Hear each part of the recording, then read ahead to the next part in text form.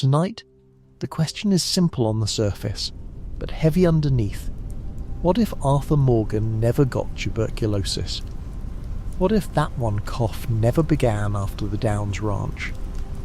What if the body that carried Dutch van der Linde's dream through snow, mud, bank jobs, betrayals and broken promises did not start failing before Arthur's faith did? The answer is not as simple as saying Arthur would survive. In Red Dead Redemption 2, sickness does more than kill him. It strips away his excuses. So if the sickness is removed, the whole tragedy has to find another way to make him honest. Arthur without tuberculosis is still Arthur Morgan.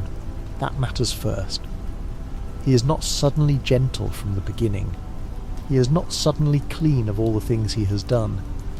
He is still the man Dutch raised, the enforcer who collects debts, intimidates strangers, shoots when the gang requires it, and hides tenderness behind sarcasm, because tenderness has never been safe for him. The disease does not create Arthur's conscience from nothing, it reveals it under pressure. So in this alternate path, the question becomes more interesting. Without death leaning over his shoulder, what would make Arthur change? Would he ever listen to the part of himself that had been trying to speak for years? The first ripple begins before the cough. Arthur still rides to collect money from Thomas Downs, because that errand belongs to the gang's ordinary cruelty, not to the illness itself. Leopold Strauss still sends him. Arthur still treats the debt like another ugly chore. Downs is still poor, still sick, still ruined by the kind of system the gang pretends to hate, while imitating it in smaller ways. The difference is microscopic at first. Downs never passes the infection into Arthur's lungs. Maybe Arthur keeps his distance. Maybe Downs turns away at the wrong moment. Maybe the illness has already weakened too far to spread. The scene remains morally poisonous, but biologically harmless. That distinction would haunt the whole alternate story. Arthur would still have done the wrong thing. He would still have shaken a dying man, frightened his family, and taken money from a home already collapsing. But without the illness, the consequence would not enter his body. The world would not punish him through blood and fever. That means Arthur's guilt would have to remain spiritual instead of physical. He would not be forced to connect harm with mortality through his own lungs. He might remember Downs as one more miserable debt, then bury it under other problems, other jobs, and other camp chores. Early on, the gang would barely change. Horseshoe Overlook would still feel like the warmest version of the family after the frozen terror of Coulter. Dutch would still speak of freedom. Hosea would still measure risks with that tired intelligence of his. John would still sit halfway inside the family and halfway outside it, unsure how to be a father. Abigail would still want something more stable than campfire romance and outlaw slogans. Jack would still run through the grass without understanding how fragile the adults around him were. Arthur, healthy and strong, would keep doing what he has always done, carrying the weight other people name as loyalty. A healthy Arthur might even seem more dangerous at first. The original story softens him slowly, because the body begins betraying him in small ways. A stronger Arthur can keep hunting, fighting, drinking, riding, and collecting with less interruption. He can ignore unease because his strength still agrees with the life he is living. When a man is sick, the body starts contradicting the myth. When a man is healthy, the myth can keep wearing his shape. Dutch can point at Arthur and still see proof that the gang is powerful. Micah can still resent him. The younger members can still rely on him. Nothing forces the question yet. The Downs family, however, remains the first buried stone in the road. Arthur may not get tuberculosis, but the memory of Edith Downs and her son cannot vanish entirely. The scene is too ugly. It sits in the same moral region as Arthur's memories of Eliza and Isaac, the family he failed to protect long before the main story begins. Arthur has always known what it means for poverty and violence to leave a woman and child exposed. That is why the Downs encounter matters even without infection. It cuts near an old wound, though he may pretend not to feel it. At Horseshoe, Arthur's journal would likely remain the private place where this discomfort first leaks out. He might not write like a doomed man yet. He might not circle death so often. But he would still draw faces, weather, animals, camp scenes, and strange little details with more sensitivity than he allows in speech. That journal proves Arthur has an observing soul even when he acts like a blunt instrument. A man who notices birds, trees, strangers, loneliness, and the posture of people around a fire is not emotionally empty. He has learned to keep his inner life hidden because the gang rewards usefulness more than honesty. The Valentine stretch would play out with Arthur still acting as Dutch's most reliable arm. He would help with the Cornwall train, the saloon fights, the rescues, the robberies, and the daily work of keeping everyone fed. Yet health changes his posture in subtle ways. He would stand straighter. He would not cough after hard rides. He would not look in mirrors with the same private dread. He would still seem like a man built to survive the century. That may actually delay his moral awakening, because the body would keep lying to him in the old comforting way. There is time. There is always time. There is another job before the truth must be faced. Dutch would benefit from that delay. A healthy Arthur gives Dutch one more pillar to lean on. In the original story, Arthur's illness helps separate him from Dutch because it brings clarity, impatience, and a new tenderness toward people who still have a chance. Without illness, Arthur might argue with Dutch later, and perhaps less urgently. Dutch could still use his old language on him: son, brother, faith, loyalty, one more score. Arthur might still roll his eyes, but he would keep riding out because old habits are powerful, especially when the body is strong enough to keep obeying them. Micah would notice this. Micah Bell's problem with Arthur is not merely personal dislike. Arthur is the main obstacle between Micah and Dutch's ear, as long as Arthur remains healthy, respected, and physically dominant. Micah cannot fully become Dutch's favourite weapon. Micah can whisper, flatter, and poison the camp atmosphere, but Arthur stands near Dutch like an old wall. The wall may be cracked inside, but it does not look cracked. A sick Arthur gives Micah room to suggest weakness. A healthy Arthur forces Micah to work more slowly. Hosea's role becomes even more important in this version. Hosea understands Dutch in ways Arthur often feels but cannot explain. He knows when Dutch's vision is performance, when risk is turning into vanity, when survival is being dressed up as destiny. If Arthur remains healthy, Hosea may rely on him even more as the person strong enough to restrain Dutch when charm turns reckless. The quiet tragedy is that Hosea and Arthur together might have had enough gravity to hold the gang together a little longer, but only if Arthur was willing to see Dutch clearly before the world tore the blindfold away. The problem is that Arthur's loyalty is not intellectual. He can notice Dutch failing and still obey him because Dutch is not merely a leader.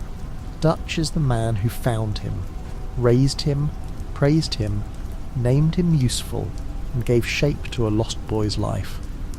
Without tuberculosis, Arthur has fewer reasons to rush the painful work of separating love from obedience. He may keep hoping Dutch will return to himself. He may keep believing Hosea can steady him. He may keep telling himself Micah is irritating but manageable. He may keep choosing the gang because he has not yet been forced to choose the future. Clement's Point would become the first major test of a healthier Arthur's patience. The camp is beautiful, almost deceptively peaceful, tucked near water and warm air. but the story there is rotten underneath. Dutch plays the Greys and Braithwaites against each other, pretending strategy while walking into a family war he does not truly understand. Arthur sees the absurdity. He often sees more than he admits. Yet without illness sharpening his disgust, he might stay in the role of dry commentator rather than moral challenger. He would mock the stupidity, warn about the danger, then do the job anyway. Sean's death would still hit hard. That moment in Rhodes is one of the first times the gang's fantasy breaks in daylight.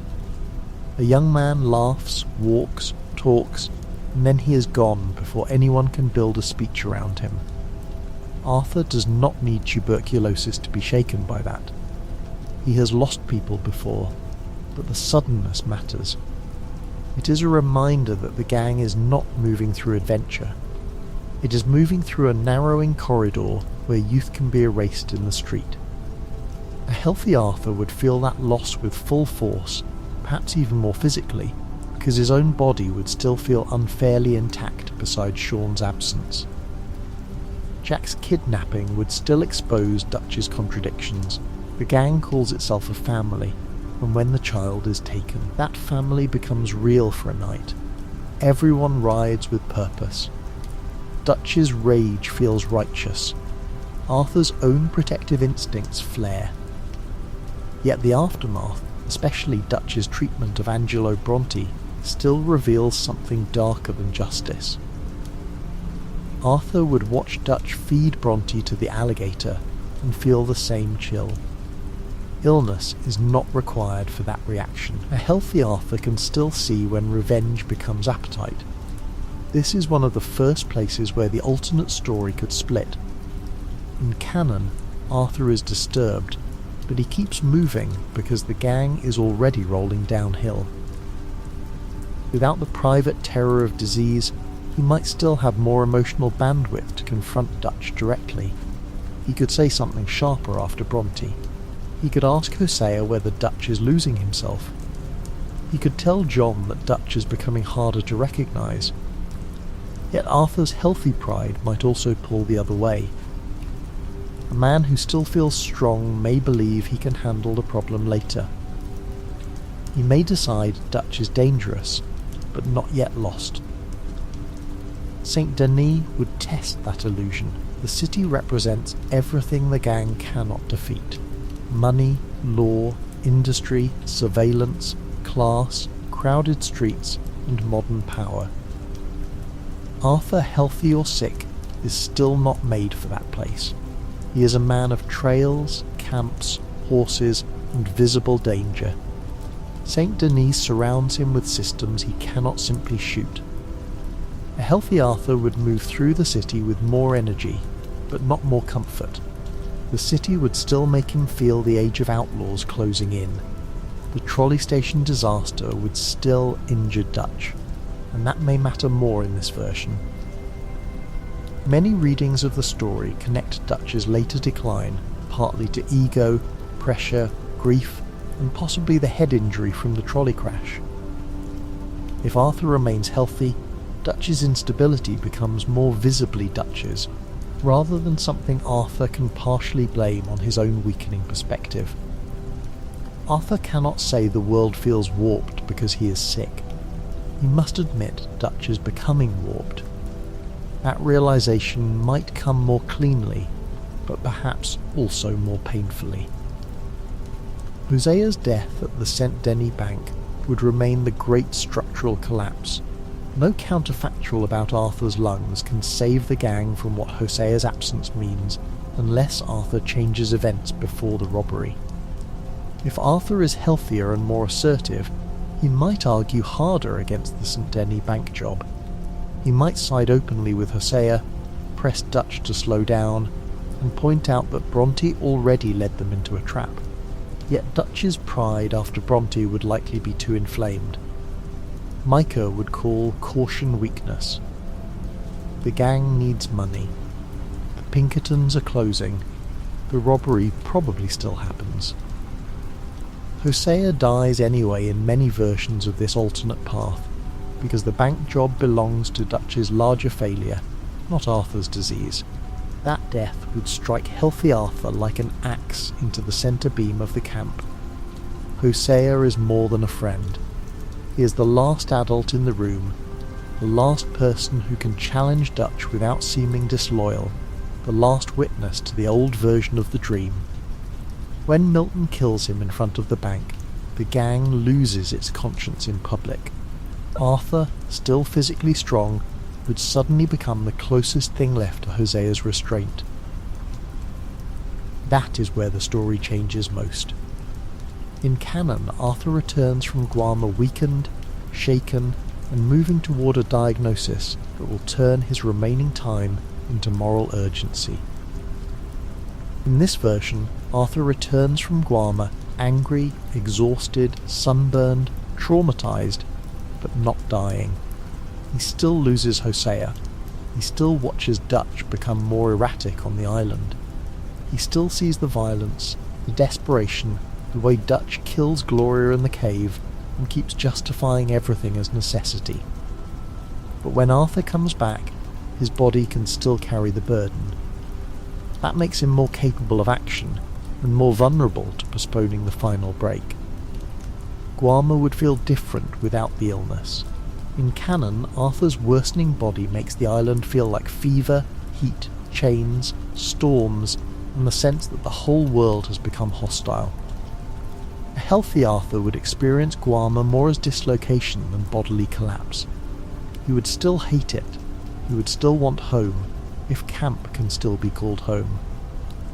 But he would have more strength during the escape, more power in the gunfights, more capacity to watch Dutch.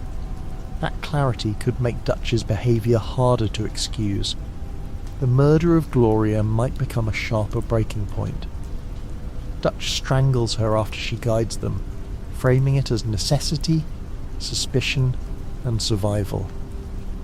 Arthur is visibly disturbed in the original story. Without tuberculosis clouding his body, that disturbance has fewer places to hide. He cannot blame fever. He cannot blame weakness. He sees what Dutch did. A healthy Arthur might challenge him more directly, perhaps not in the cave with danger all around, but later when the group is moving toward escape. He might say Hosea would not have stood for that. He might finally use Hosea's name as a moral weapon. Dutch would not accept that easily. Dutch can handle disagreement when he can absorb it into his own legend. He cannot handle being seen too clearly. A healthy Arthur accusing him of needless murder would threaten Dutch more than a sick Arthur quietly losing faith. Dutch could not dismiss him as weakened, frightened, or dying. He would have to treat Arthur as a rival moral authority. That is dangerous, because Dutch's love for Arthur has always depended on Arthur remaining the son who grumbles but obeys. A son who stands upright and says no becomes a different kind of threat. Micah would seize that opening. His whole strategy is to separate Dutch from anyone who can shame him. Hosea is gone. John is distrusted. Arthur is the last major obstacle. If Arthur returns healthy and begins challenging Dutch, Micah's whisper changes. He no longer says Arthur is dying or losing his nerve. He says Arthur wants control. He says Arthur thinks he is better than Dutch. He says Hosea's death has made Arthur arrogant. He says John, Abigail, Sadie and Charles are forming a little camp inside the camp, with Arthur at the centre. Micah is crude, but his instincts for poison are sharp. The move to Beaver Hollow would still darken everything. That camp is not merely a location, it is the gang's soul after rot has entered the walls. The trees feel close. The light feels sick. The cave nearby carries old violence. People stop singing. People stop trusting. The women look more afraid. Bill and Javier cling harder to Dutch, because doubt would mean admitting the family is collapsing. Reverend Swanson, Uncle, Pearson, Mary Beth, Tilly, Karen, and others all drift in different forms of grief. A healthy Arthur would walk through that camp as a man who can still fight, but no longer knows what fighting is for.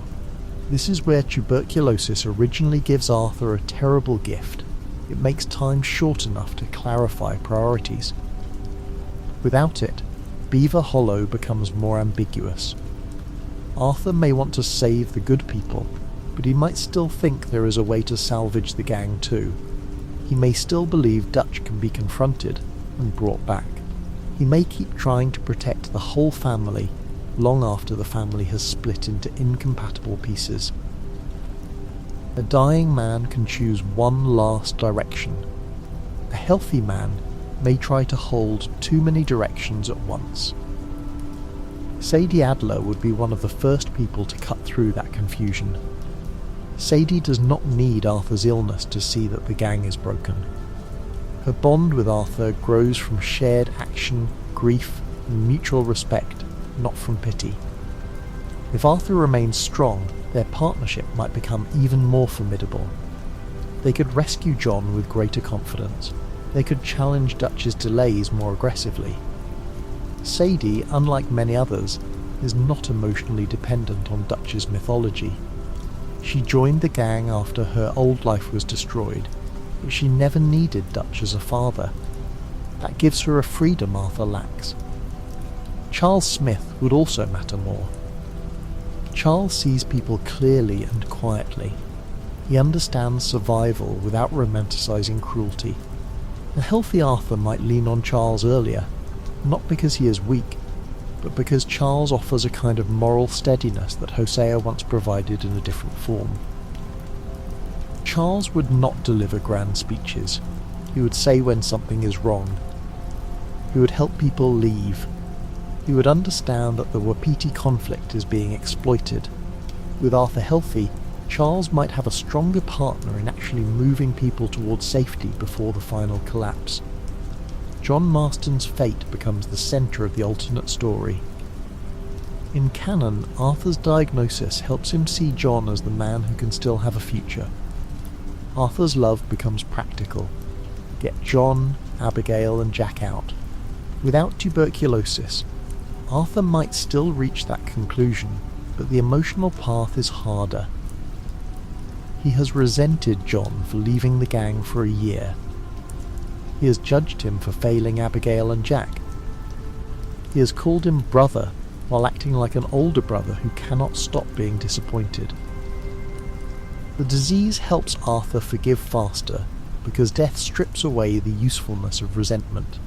A healthy Arthur would need another trigger to forgive John fully. That trigger could be Jack. Arthur's tenderness toward Jack is one of the clearest signs that his heart has survived his life. He sees in Jack the child who should not have to inherit outlaw ruin. He may think of Isaac, the son he lost.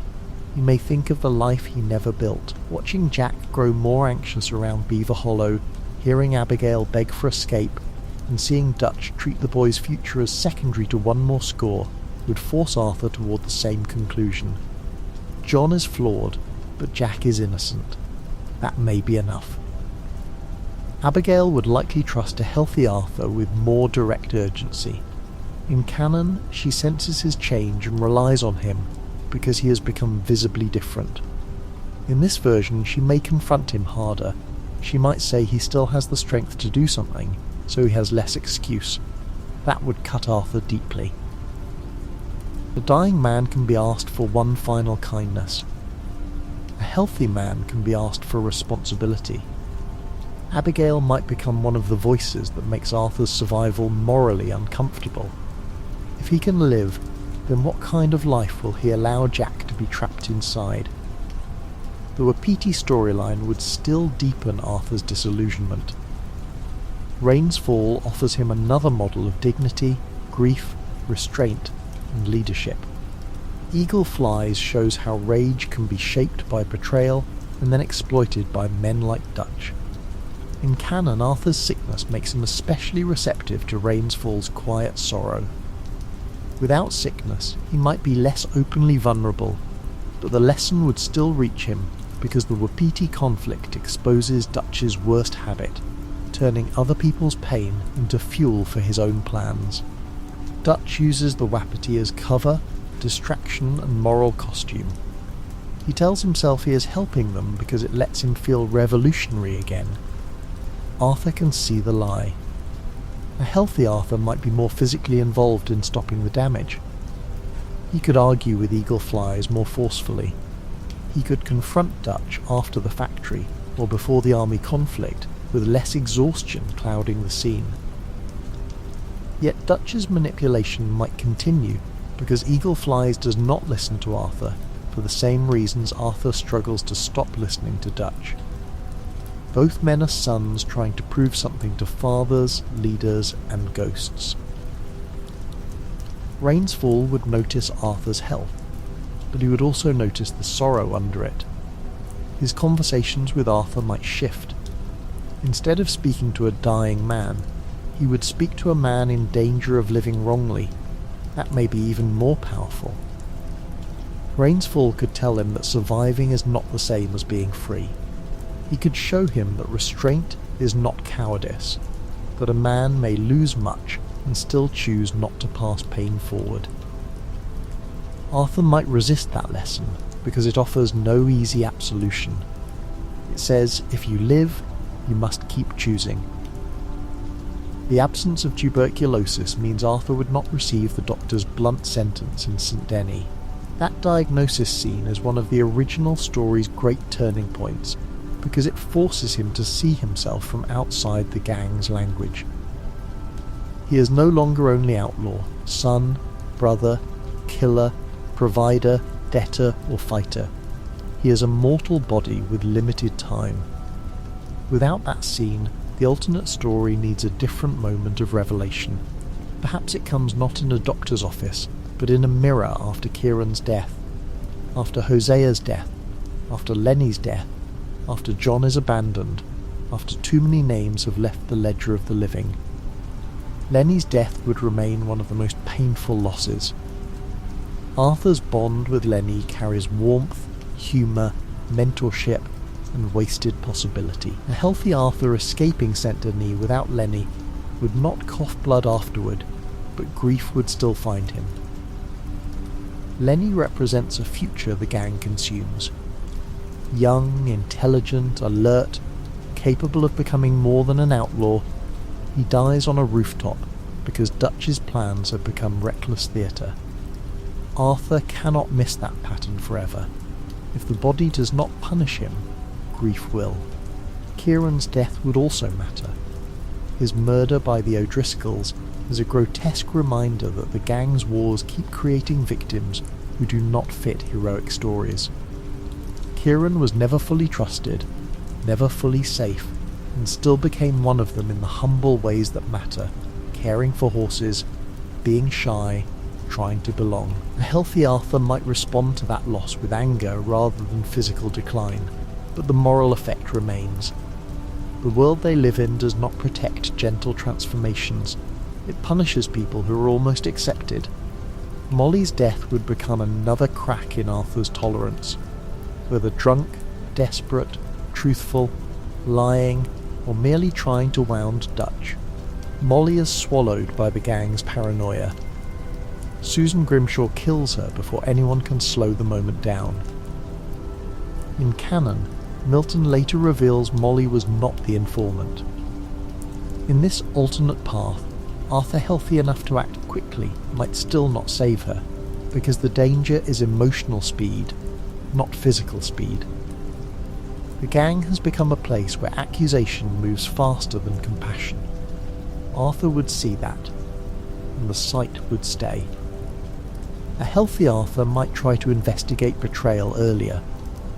Because he is not consumed by sickness, he has more energy to watch Micah, track inconsistencies, and quietly question people. He might pay closer attention to how Micah survived certain disasters, how quickly Pinkertons arrive, how Micah encourages Dutch's worst plans, and how often Micah benefits from chaos. Arthur is not a detective by profession, but he is observant. Without fatigue dragging him down, his suspicion could become action before Milton confirms the truth. That possibility creates a major alternate branch. If Arthur identifies Micah as the rat before the final train robbery, everything changes. But proof is hard. Micah is skilled at thriving in ambiguity. He does not need everyone to love him. He needs Dutch to trust him more than Dutch trusts doubt. Arthur could accuse Micah early, but without Milton's confession, Dutch may see the accusation as jealousy or disloyalty. A healthy Arthur's strength could even make the accusation seem like a power move. Dutch might ask why Arthur is trying to divide the family when danger is at the door. Micah would likely provoke Arthur deliberately. He might try to push him into violence in front of Dutch, forcing the camp to see Arthur as unstable. A sick Arthur can be mocked as weak. A healthy Arthur must be framed as dangerous. Micah could needle him about John, Abigail, Hosea, or the Wapiti until Arthur hits him. Then, Micah could smile through blood and let Dutch see what he wants Arthur. The old enforcer, solving family problems with fists. That would be Micah's trap. If Arthur cannot master his anger, health becomes another weapon against him. This is where Arthur's redemption without tuberculosis becomes harder and perhaps more mature. The original story asks whether a dying outlaw can use his last days well. This alternate story asks whether a living outlaw can change without being cornered by death. That is a crueler question in some ways. Dying gives urgency, but it also narrows temptation. Living leaves room for pride, delay, fantasy, and relapse. If Arthur survives, he must become good without the clean, dramatic pressure of the end. He must choose a better life, while he still has the strength to choose the old one.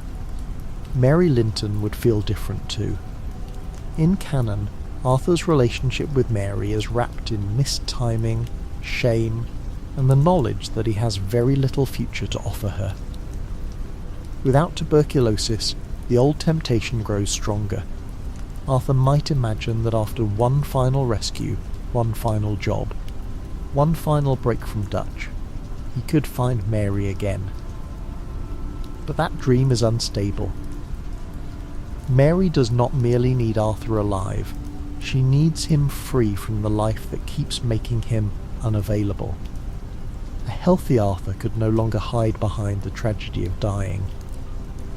He would have to admit that loving Mary requires leaving the gang, not simply surviving it. Mary's letters might become more dangerous because they represent an actual possible future.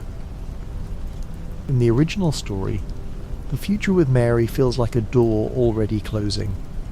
In this alternate version, it might remain open just enough to torment him. He could think of her while riding away from Beaver Hollow, while watching Abigail worry over Jack, while hearing Dutch promise Tahiti again. Mary becomes the question. If Arthur can still live, why does he keep choosing people who use his life as currency? That question would make Arthur angry, because it removes his favourite shelter. He often frames his life as something already ruined. He tells himself men like him do not get clean endings. Tuberculosis confirms that belief in canon, then paradoxically frees him to do one good thing. Without disease, the belief becomes harder to defend. If he is alive, strong, and not yet condemned by his lungs, then perhaps he is responsible for the next chapter. That responsibility may frighten Arthur more than death. The debt collection system would still rot in his mind. Strauss is easy to blame, and Arthur eventually throws him out in the original story. In the alternate version, that moment could happen later or differently. Without the diagnosis, Arthur may not immediately connect the Downs debt to his own mortality, but he can still see the cruelty more clearly over time. The faces of debtors pile up. The work feels uglier. A healthy Arthur might reach a point where he refuses Strauss because the job has become spiritually unbearable, not because it made him sick. throwing Strauss out without being ill would be a stronger moral act in one sense.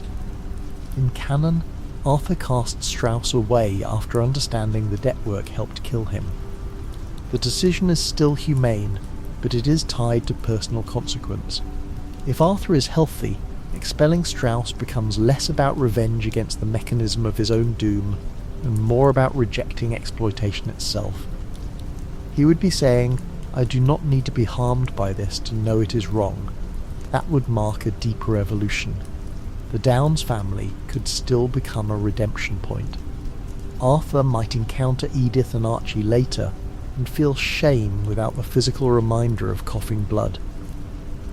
Helping them would then become a conscious act of memory, rather than a desperate attempt to balance the scales before death. He might give them money, protect them, or guide them away from danger because he cannot forget what he did. This would be quieter, less tragic, but morally richer. He would be making amends while life still stretches ahead, which means he cannot treat kindness as a farewell gesture. Sister Calderon, if Arthur meets her, would speak into a different wound. Her famous conversation with Arthur works because he admits he is afraid. Without tuberculosis, he might not confess fear of dying, but he could confess fear of living as the same man. That might be the alternate scene's heart. Arthur could say he has done bad things and does not know if he is capable of being different when there is no deadline forcing his hand. The sister might answer that no one becomes good because time is short. They become good because they stop lying about the next step. Reverend Swanson's departure would also land differently. Swanson is a man who escapes a version of himself before it is too late. He does not become perfect. He simply leaves the environment that keeps feeding his ruin. A healthy Arthur watching Swanson go might feel something close to envy. Swanson proves that a broken man can board a train while still alive and let distance begin the work. Arthur, who has always imagined himself chained to Dutch by gratitude, may see in Swanson a smaller but clearer miracle, departure. Pearson leaving, Mary Beth leaving, Tilly leaving, and Uncle drifting through survival would become part of the same lesson. The gang does not end all at once. It empties. People who can still recognise danger begin slipping away from Dutch's gravity. A healthy Arthur would have to decide whether he is helping them leave or helping Dutch keep them in place. That decision cannot be avoided forever. Every departure makes the camp less like a family and more like a trap for whoever remains. Karen's decline would feel even more painful because health is not merely the absence of disease. Arthur may avoid tuberculosis, but Karen shows another kind of slow disappearance. Grief, addiction, hopelessness, and disillusionment can hollow a person without a doctor's diagnosis. Watching Karen fade would teach Arthur that survival is not guaranteed by strong lungs. People can be lost while still walking around camp. The gang is killing its people in several languages. Javier and Bill would become harder for Arthur to reach. Bill is blunt, insecure, and attached to Dutch because Dutch gives him belonging. Javier is more tragic because his idealism once had music in it. He believed in something. By Beaver Hollow, both men cling to Dutch partly because admitting the truth would mean admitting they have nowhere else to go. A healthy Arthur might try to talk to Javier more directly, perhaps reminding him of the old songs and old principles. But Javier's loyalty to Dutch is emotional, not evidentiary. Facts may not save him. Micah's influence on Bill would likely grow faster if Arthur openly challenges Dutch. Bill wants a strong authority to follow, and Micah offers certainty without conscience. Javier wants loyalty to mean something noble, and Dutch keeps using that desire.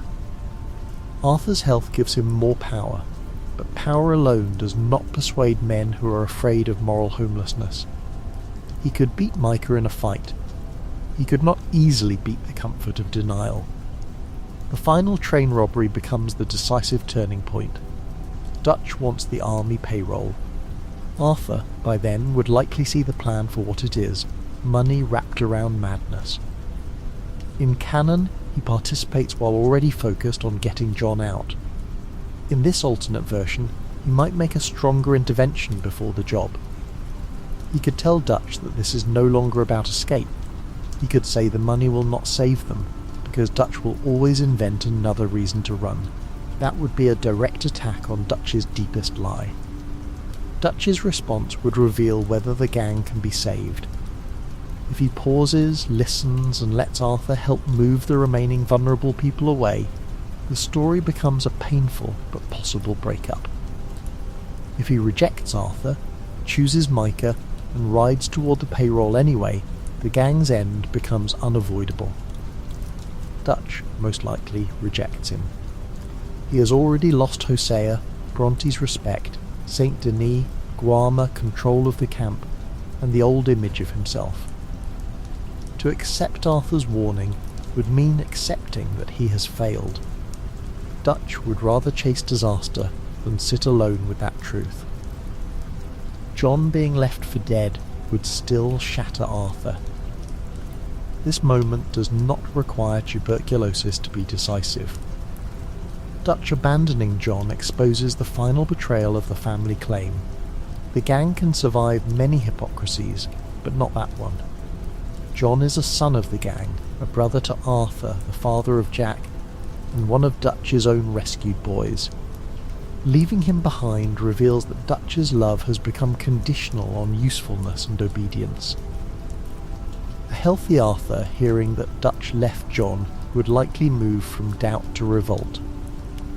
Because Arthur is not sick, his rescue effort might be more direct. He could push harder against Dutch immediately. He could organise Sadie and Charles sooner. He could ride with more stamina and fight with more precision. Abigail's capture by the Pinkertons would still force urgent action, but Arthur would not be struggling against a collapsing body while saving her. That means the rescue at Van Horn could become less of a last act and more of a declaration of independence. He is not sacrificing his final hours. He is choosing sides while still capable of living with the consequences. Milton's revelation about Micah would still matter, though perhaps Arthur might already suspect it. The confirmation gives him what suspicion lacked, proof from the enemy's mouth. Abigail killing Milton would remain a fierce and necessary reversal. Sadie would still survive through pain and fury. Arthur would still return to Beaver Hollow with the truth burning in him. But the ride back would feel different. It would not be a dying man's last ride. It would be a reckoning by someone who may actually survive the night. That changes the camp confrontation completely. In canon, Arthur arrives gaunt, exhausted, and almost spectral, carrying truth with the authority of a man who has nothing left to gain. Without tuberculosis, he arrives as the old Arthur restored into moral clarity, broad, armed, furious, and no longer obedient. That version is more threatening to Micah and Dutch. Bill and Javier might hesitate differently because Arthur no longer looks like a man already half gone. He looks like the man who has protected them for years, now saying the family has been poisoned. Dutch's denial would be harder to sustain in front of a healthy Arthur. He could not dismiss the accusation as fever, weakness, or bitterness over being replaced. Yet Dutch could still retreat into pride. He might say Arthur has always doubted, always judged, always thought himself better. Micah would echo him. Bill would look confused and frightened. Javier would point his gun, but perhaps keep it raised toward the sky longer, unwilling to aim fully at Arthur. The standoff would hold more possibility because Arthur's survival makes his authority harder to ignore. John's return would still break the camp open. When John appears and says Dutch left him, the accusation against Micah joins the accusation against Dutch. The truth is no longer one man's word. It is a pattern. Micah betrayed them to the Pinkertons. Dutch betrayed his own son in the field. Those betrayals are different. but they meet in the same clearing. A healthy Arthur standing beside John would create a stronger counter-family. Arthur, John, Abigail, Sadie, and perhaps anyone else willing to see. The Pinkerton attack still scatters the standoff. History in Red Dead rarely allows truth to settle neatly. Gunfire interrupts moral judgment. People run. The cave paths, the horses, the smoke, and the shouting break the family into final fragments. The difference is that Arthur can move faster, shoot straighter, and endure more. He can get John out with less of the physical desperation that defines the original ending. The escape becomes dangerous, but not doomed by illness. The choice between helping John and going back for the money would feel different too. A healthy Arthur tempted by the money becomes more morally exposed. In canon, returning for the money can read as anger, vengeance, or a final attempt to deny what matters. In this alternate version, going for the money might seem practical. The Blackwater stash or camp money could help John, Abigail, Jack, and whoever else survives. Arthur might consider it not from greed, but from responsibility. That makes the choice less simple. Still, the deeper Arthur would choose John. The whole alternate redemption depends on him finally understanding that no amount of money can repair a life if the person carrying it remains trapped in the old logic. Dutch has spent years saying money will create freedom.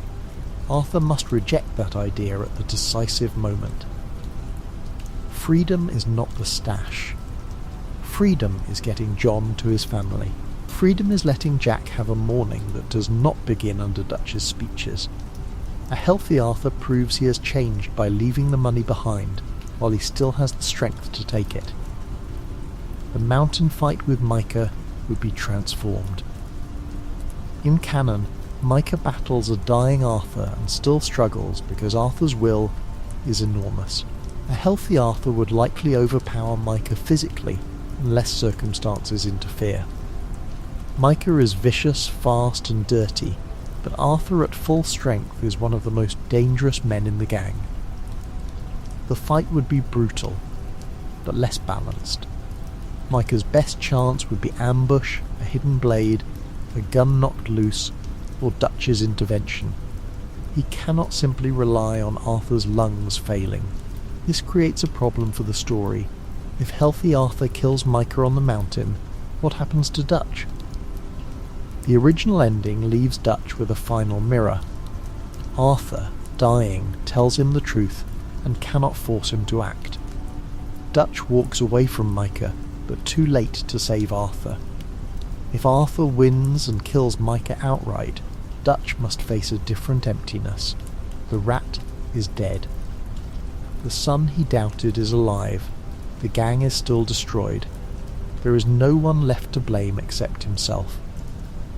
Dutch might draw on Arthur in that moment, not necessarily to kill him, but because Arthur alive with the truth is unbearable. A dead Arthur can become memory. A living Arthur can speak. He can tell John, Sadie, Charles, Abigail, and the world what Dutch became. He can look at Dutch without worship. For a man like Dutch, that gaze may be more painful than Pinkerton's. The mountain could become a standoff between father and son after the false brother has fallen. Arthur would not want to kill Dutch. That is essential. He could kill Micah, he could kill enemies by the dozen. But Dutch is different. Dutch is the man who saved and ruined him. Arthur's whole emotional life is knotted around gratitude and betrayal. If Dutch points a gun at him, Arthur might still lower his own first. He might say it is over. He might tell Dutch to go.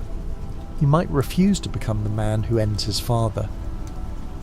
That refusal could be his living redemption, strength held back. Dutch walking away from a living Arthur would be one of the coldest possible endings to the main collapse. No sunrise death, no final breath, no body left on the mountain as a symbol. Instead, Dutch leaves because he cannot face the surviving witness.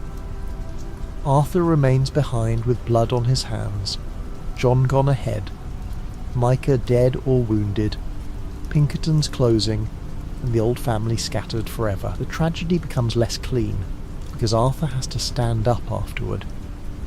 If Micah survives the mountain despite Arthur's health, the reason must be interruption rather than victory. Pinkertons could arrive, Dutch could step between them. A shot could wound Arthur. A rock slide, darkness, or the need to keep John moving could force separation. Micah, like a disease of another kind, might escape because the world is messy. That version preserves the epilogue hunt more closely, but Arthur's presence changes it later. Either path has power, Micah dead early creates a haunted Dutch, Micah alive creates unfinished business shared by Arthur and John. The most emotionally interesting path may let Micah survive, but not defeat Arthur. Imagine Arthur fighting him to a standstill, injuring him badly, exposing him fully, then being forced to leave because Pinkertons flood the ridge and John needs help. Micah lives because Arthur chooses rescue over revenge. That would mirror the moral choice at the heart of canon. Arthur's redemption is not killing the rat, it is saving the family that still has a chance. John, Abigail and Jack escaping with Arthur alive would change the years after 1899. The original epilogue is built around absence.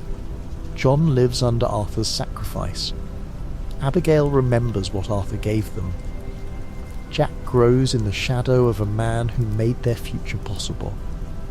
If Arthur survives, that debt becomes a relationship instead of a memory. John would have to live not with Arthur's ghost, but with Arthur's eyes still on him, disappointed and loving as ever. That might be harder for John at first. A dead saviour can be honoured.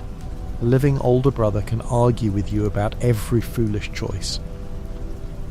Arthur would not let John drift into old habits easily. He would be protective of Abigail and Jack, perhaps too protective. He would tell John to stop pretending recklessness is manhood. He would mock him, help him, threaten him, and stand beside him. Their bond could finally become honest, because the old resentment would have less room to hide. Abigail might feel gratitude toward Arthur, but also caution. She knows Arthur is dangerous. She knows he helped save them. She also knows that wherever Arthur goes, the old life may follow. If he stays near John, is he a protector or a reminder? If he leaves, is he abandoning them or giving them space to become clean? Abigail's instincts are practical. She would want Arthur alive, but not camped forever at the edge of her family's fragile peace, unless he truly means to change. Jack would likely remember Arthur more clearly. Instead of inheriting stories about the man who saved them, he might receive visits, gifts, lessons, and quiet attention from a scarred uncle figure who never quite fits inside domestic life. Arthur with Jack is gentle in ways he rarely allows elsewhere. He might teach him horses, drawing, fishing, and how to notice tracks without turning every lesson into violence. That relationship could become the purest proof that Arthur is capable of being more than Dutch's weapon. Sadie Adler's future would shift as well. In canon, Sadie becomes a bounty hunter and later leaves towards South America, carrying grief, rage, and survival. With Arthur alive, she might still choose bounty work because her old life cannot be restored. But she would have a partner who understands loss without trying to tame her. Their bond might become one of the strongest adult friendships in the Red Dead world. Not romance in the easy sense, but a hard companionship built from people who know the old gang died and do not pretend otherwise. Charles would likely push Arthur toward a quieter life, if he could. Charles understands that endless violence keeps taking payment. He might invite Arthur north, west, or somewhere beyond the known map. He might say there are other ways to live. Arthur would listen because Charles has earned the right to speak plainly. A surviving Arthur might spend time with Charles helping indigenous families, working honestly, guiding people, hunting, or simply existing without Dutch's voice in his ear.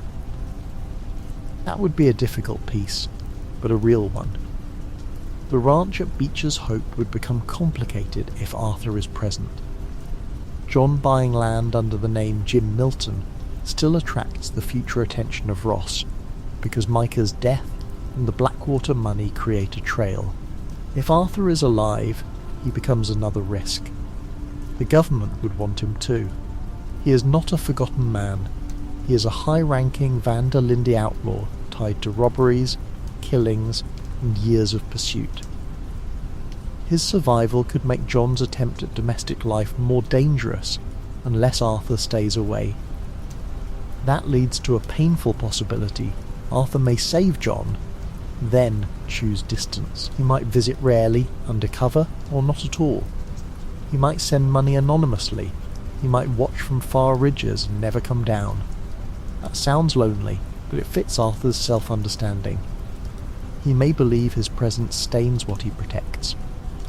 The difference is that this time, the distance would be chosen for the living, not imposed by death. A healthier ending could send Arthur north with Charles, south with Sadie, west alone, or into some nameless work where he becomes a man no one recognises. The best version does not turn him into a clean rancher overnight. Arthur would struggle with ordinary life. He has known violence too long. He has lived by camp routines, robberies, loyalty tests, and crisis. Peace might feel like punishment at first. He would wake early, check weapons, distrust strangers, and feel useless when no one needs saving. Redemption after survival is slower than redemption before death. That is the heart of the alternate story. The dying Arthur can pour his remaining self into one final act and leave the rest unanswered. A living Arthur has to wake the next morning and decide again. He has to make breakfast without robbing anyone. He has to refuse easy money. He has to sit with memories. He has to help people without turning help into control. He has to become someone day by day, with no dramatic sunrise to finish the work for him. Dutch's later fate would change depending on Micah. If Micah dies in 1899, Dutch may vanish even more completely, stripped of both the gang and the scapegoat. He might become a ghost earlier, moving through the country with the knowledge that Arthur lived and rejected him. His descent by 1911 could become more bitter because the wound remains open. He cannot tell himself Arthur was merely weak or doomed. Arthur survived, and still chose against him. That would make Dutch feel judged by history, before history fully arrives. If Micah survives until 1907, the Mount Hagen confrontation changes dramatically with Arthur alive. John might still want revenge, Sadie might still track Micah, Charles might still help, but Arthur would likely argue against John going, or insist on going himself. He would know revenge has a cost. He would also understand that Micah remaining alive is a threat. The group dynamic becomes richer, John seeking closure, Sadie seeking justice, Charles seeking practical safety, Arthur fearing that old violence will call the law down on the family again. Arthur might try to kill Micah without John. That would be his protective instinct and his flaw.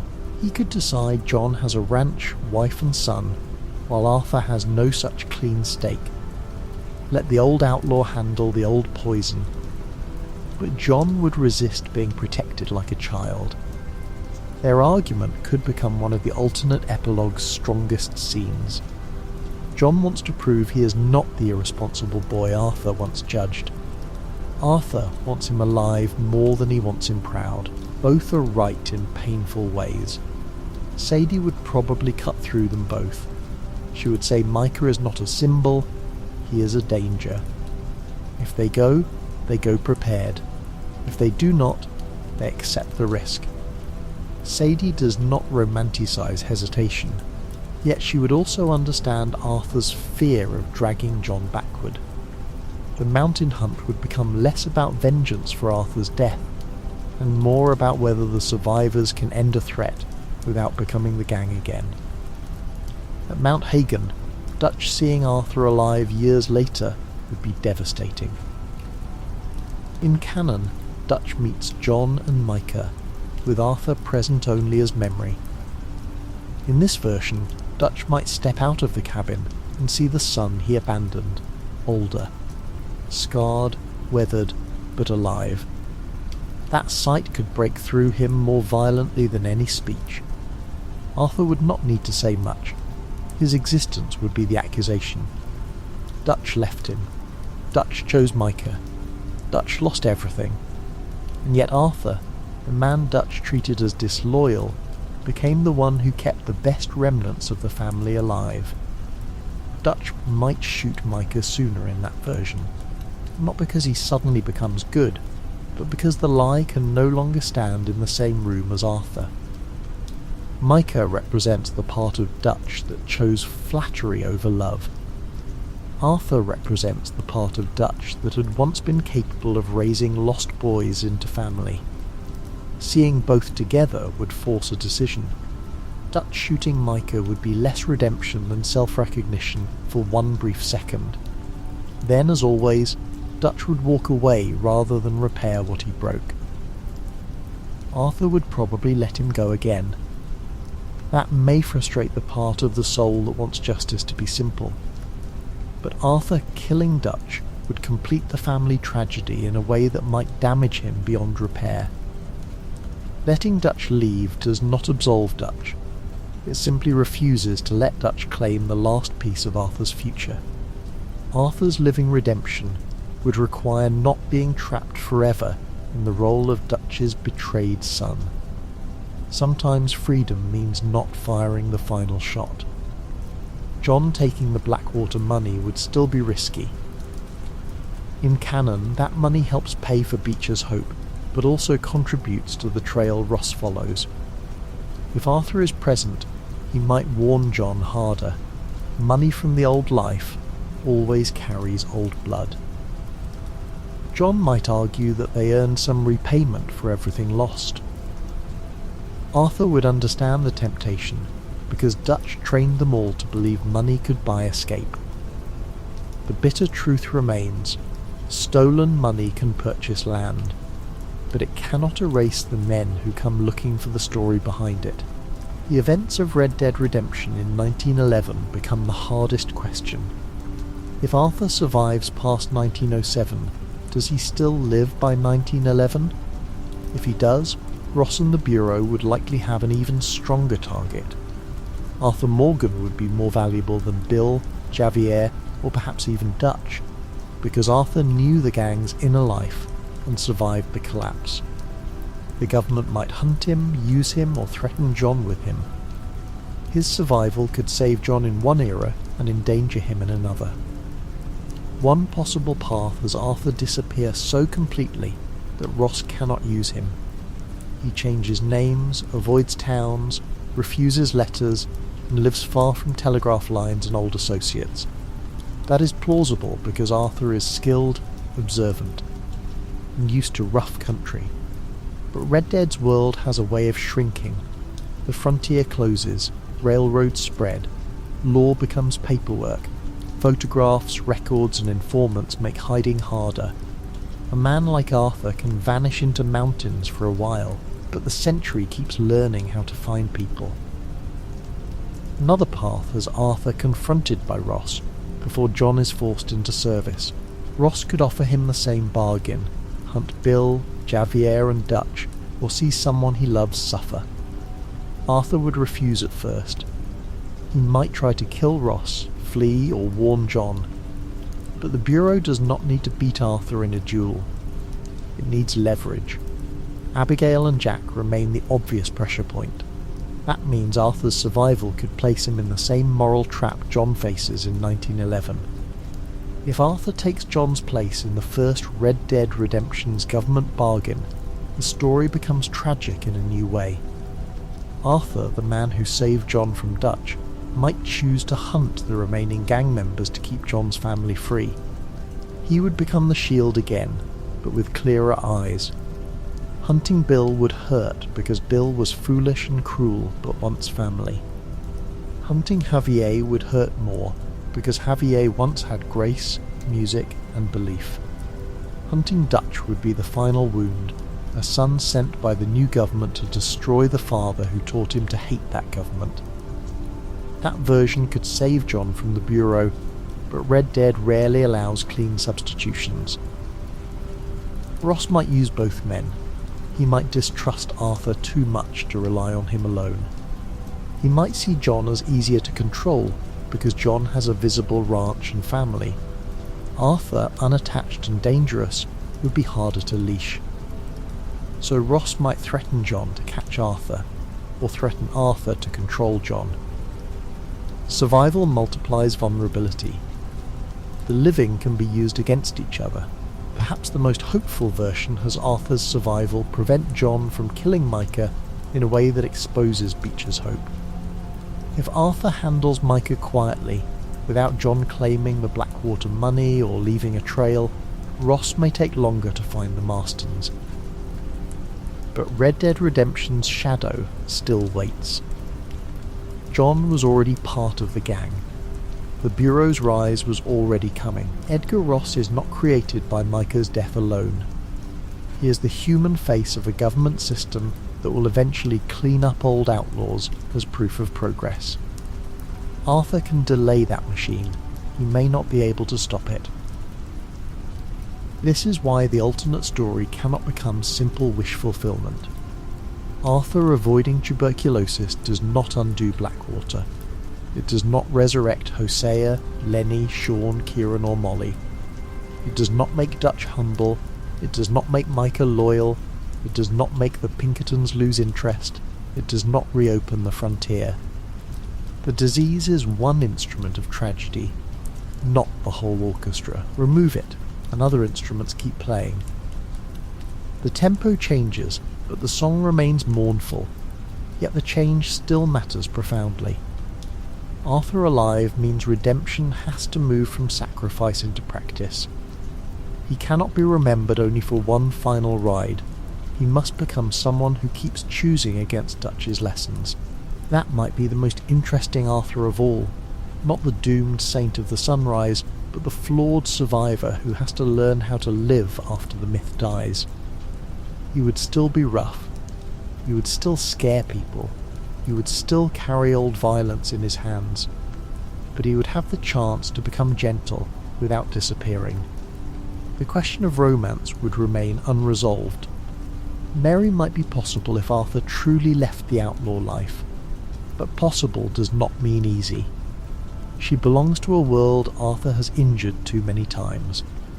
Their love is real, but love alone cannot erase years of absence and danger.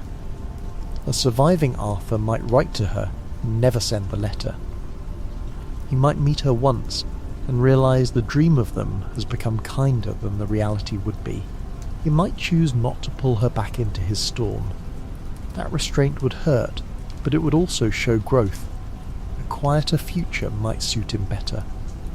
Arthur could work with horses, guiding, ranching, hunting, or protecting travellers without becoming a hired gun. He could draw more.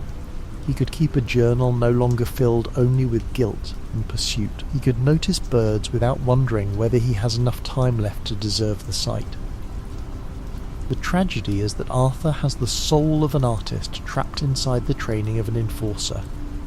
Without tuberculosis, perhaps that artist gets a few more pages.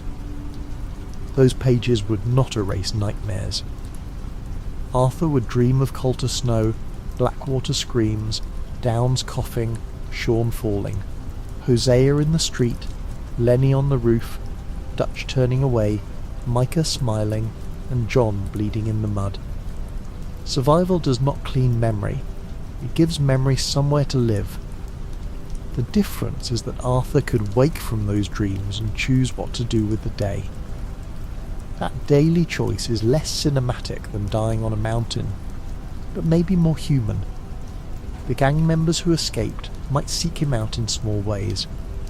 Mary Beth could write, telling him she heard he was alive. Tilly, settled into a safer life, might send a careful note through trusted hands. Pearson might see him in a store and pretend not to recognise him until the last second. Uncle might joke that Arthur looks worse alive than most men look dead. These reunions would carry warmth and awkwardness. The old family is gone, but not every thread has to be burned. Arthur seeing Tilly safe would mean a great deal. Tilly's escape represents one of the gang's few genuinely hopeful outcomes. She survives violence, exploitation and fear, then builds a stable life. A living Arthur could witness that and understand what he helped preserve. Not every rescue needs a monument. Sometimes seeing someone walking in clean clothes with a future is enough. It tells him the old camp did not consume everyone. Mary Beth's future as a writer would also affect him. Arthur respects stories more than he admits. His own journal is proof. Seeing Mary Beth turn imagination into a life might make him wonder what stories he has been living inside. Dutch told one kind of story. The law tells another. Dime novels tell another. Mary Beth writes romance and adventure, but perhaps she also understands that stories can offer escape without demanding blood. Arthur might smile at that, quietly proud. Pearson's store would give him a strange comfort. Pearson was never the strongest or bravest, but he survives by becoming ordinary. That ordinariness is powerful. A counter, goods on shelves, customers, routine. A life measured in prices rather than gunshots. Arthur might stand in that store and feel the ache of what the gang never valued enough. Boring safety. Dutch promised paradise, but Pearson's modest shot may be a truer miracle. Rainsfall's possible survival and grief would remain a spiritual mirror. If Arthur later hears what happened to the Wapiti, he would know that helping in a few moments did not save a people from history. That knowledge could deepen him. Redemption is not control. A person can do something right and still fail to stop the larger harm. That is one of Red Dead's hardest truths. Arthur living would have to carry it without turning bitter. Charlotte Balfour, if Arthur helped her in this version, would become another proof of slow goodness. Teaching someone to hunt, survive and endure grief is different from robbing or rescuing in a burst of violence. It requires patience. A healthy Arthur visiting her later might see a person who became stronger because he gave time rather than blood. That kind of impact could teach him that not every meaningful act has to be dramatic. Hamish Sinclair would carry similar weight. Arthur's friendship with Hamish is one of the gentler parts of the story, because it is not built around gang loyalty. It is two men sharing hunting, stories, injuries and respect. If Arthur lives, Hamish's death still hurts, but Buell becomes more than a horse inherited by a dying man. Buell could carry Arthur into a future Hamish never sees. That would be a quiet legacy, one old soldier's horse helping another old soldier find a road away from war. Buell himself would symbolise survival without innocence. Horses in Red Dead are never only transportation. They are trust, rhythm, companionship and vulnerability. A living Arthur riding Buell after the gang's fall would carry both grief and continuity. The horse would not redeem him, but caring for a horse daily could help teach the ordinary discipline of gentleness, brushing, feeding, calming, guiding, and not running every living thing into exhaustion. Arthur's relationship with violence would be the hardest habit to change. He is good at it.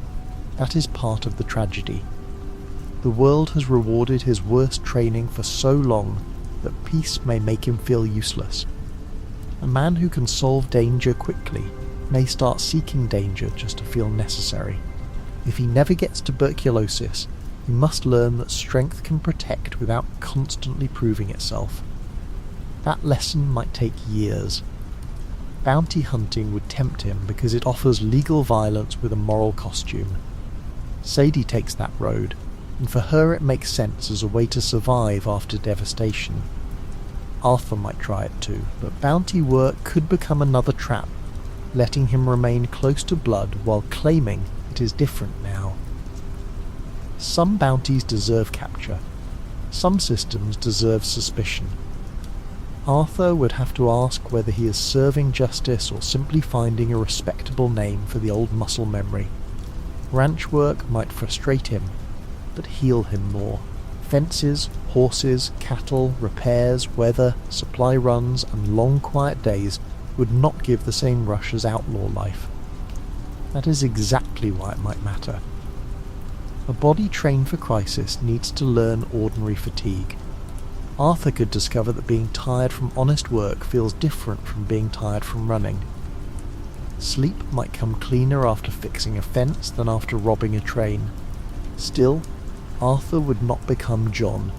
John wants a family life, even when he struggles to live inside it. Arthur may want peace, but not necessarily domesticity. His lost son and lost chances have left him with a complicated relationship to home. He may protect homes better than he inhabits them. A fitting future might place him on the edge of other people's safety, close enough to help, far enough not to feel caged. The idea of Arthur as leader becomes relevant here. If he never got sick, could he have taken the gang from Dutch? Maybe physically, yes. Emotionally, no. At least not early enough to save everyone. Arthur does not want to be Dutch. He has seen what leadership does when mixed with vanity. He is also too loyal for too long. By the time he understands the need to lead people out, the gang is already split. His real leadership would not be replacing Dutch at the head of the same family. It would be guiding people away from the need for a Dutch at all. That difference is vital. A healthy Arthur could gather a smaller group: John, Abigail, Jack, Sadie, Charles, maybe Tilly, Mary Beth, Pearson, Reverend, and whoever else is ready to leave. But he would not build a new outlaw gang if his redemption is real. He would build an exit.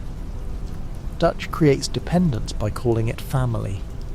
Arthur would have to create freedom by refusing to own anyone's future. Micah would fail against that kind of leadership, because Micah understands domination, not care.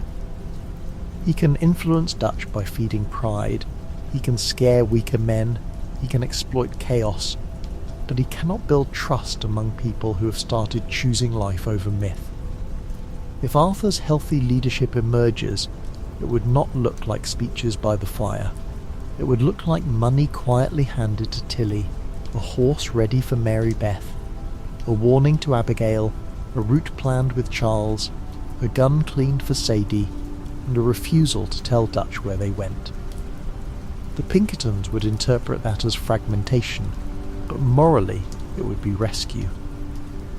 Milton and Ross do not care whether the gang members leave because they have grown, or because they are afraid. The law sees outlaws. Arthur sees people who may still become something else. This tension matters because the official world is not the same as justice. The Bureau can be right that the gang is dangerous and still wrong in how it uses power. Arthur's survival would keep him trapped between outlaw guilt and state violence. Cornwall's role would not change much. He represents money insulted by outlaw disruption. Arthur, healthy or sick, cannot shoot his way out of industrial capitalism. Dutch killing Cornwall is one of his most foolish acts because it mistakes a man for the system behind him. A healthy Arthur might call this out more strongly. Killing Cornwall does not end the pressure. It worsens it. It proves Dutch is fighting symbols while the real machinery keeps moving. St. Denis, Blackwater, the railroads, the banks, the Pinkertons and the Bureau all represent a world that no longer has room for men like Arthur. Tuberculosis makes that theme bodily. Without it, the theme remains historical. Arthur may survive, but his way of life cannot.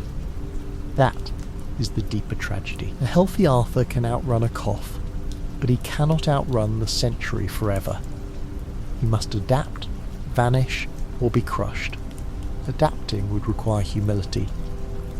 Arthur would need to accept that being strong in the old world does not make him wise in the new one. He would need to learn banks without robbing them, trains without stopping them, towns without shooting his way through them, work without a gang ledger, and friendship without a loyalty oath. That is a massive transformation. The absence of tuberculosis gives him time, but time is not the same as change. Time merely gives change somewhere to happen.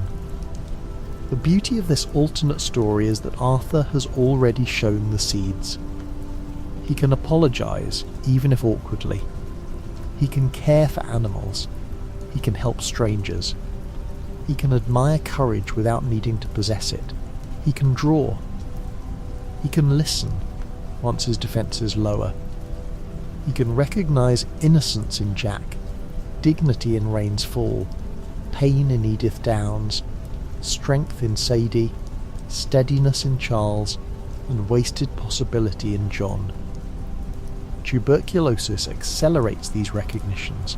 It does not invent them. So the most convincing version of Arthur without tuberculosis still gives him a moral reckoning. It simply arrives through grief, betrayal, and responsibility instead of diagnosis. Hosea dies. Lenny dies. Dutch murders, manipulates and abandons. Micah poisons. John is left. Abigail is taken.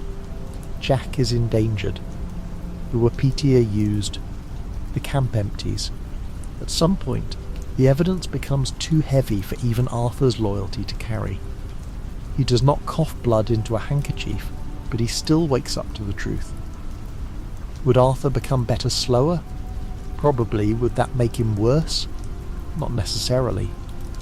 Slow change can be more honest, because it has fewer dramatic excuses. A man who changes while dying can be accused unfairly of fearing judgment. A man who changes while healthy must face boredom, temptation and repetition. He must keep being better after the emotional music stops. That might make his redemption less legendary, but more complete. The original Sunrise ending is powerful, because Arthur gives everything. This alternate ending would be powerful because Arthur has to keep something. He keeps breath. He keeps scars. He keeps guilt. He keeps choices. He keeps the awful freedom of not being finished. Instead of becoming the reason another life continues through death, he becomes a living witness to what another life requires. He may help John build a home, then walk away. He may hunt Micah, then spare Dutch. He may leave Mary alone, then write anyway. He may learn peace badly, then better. There is a phrase that fits this version of Arthur. Spared, not absolved.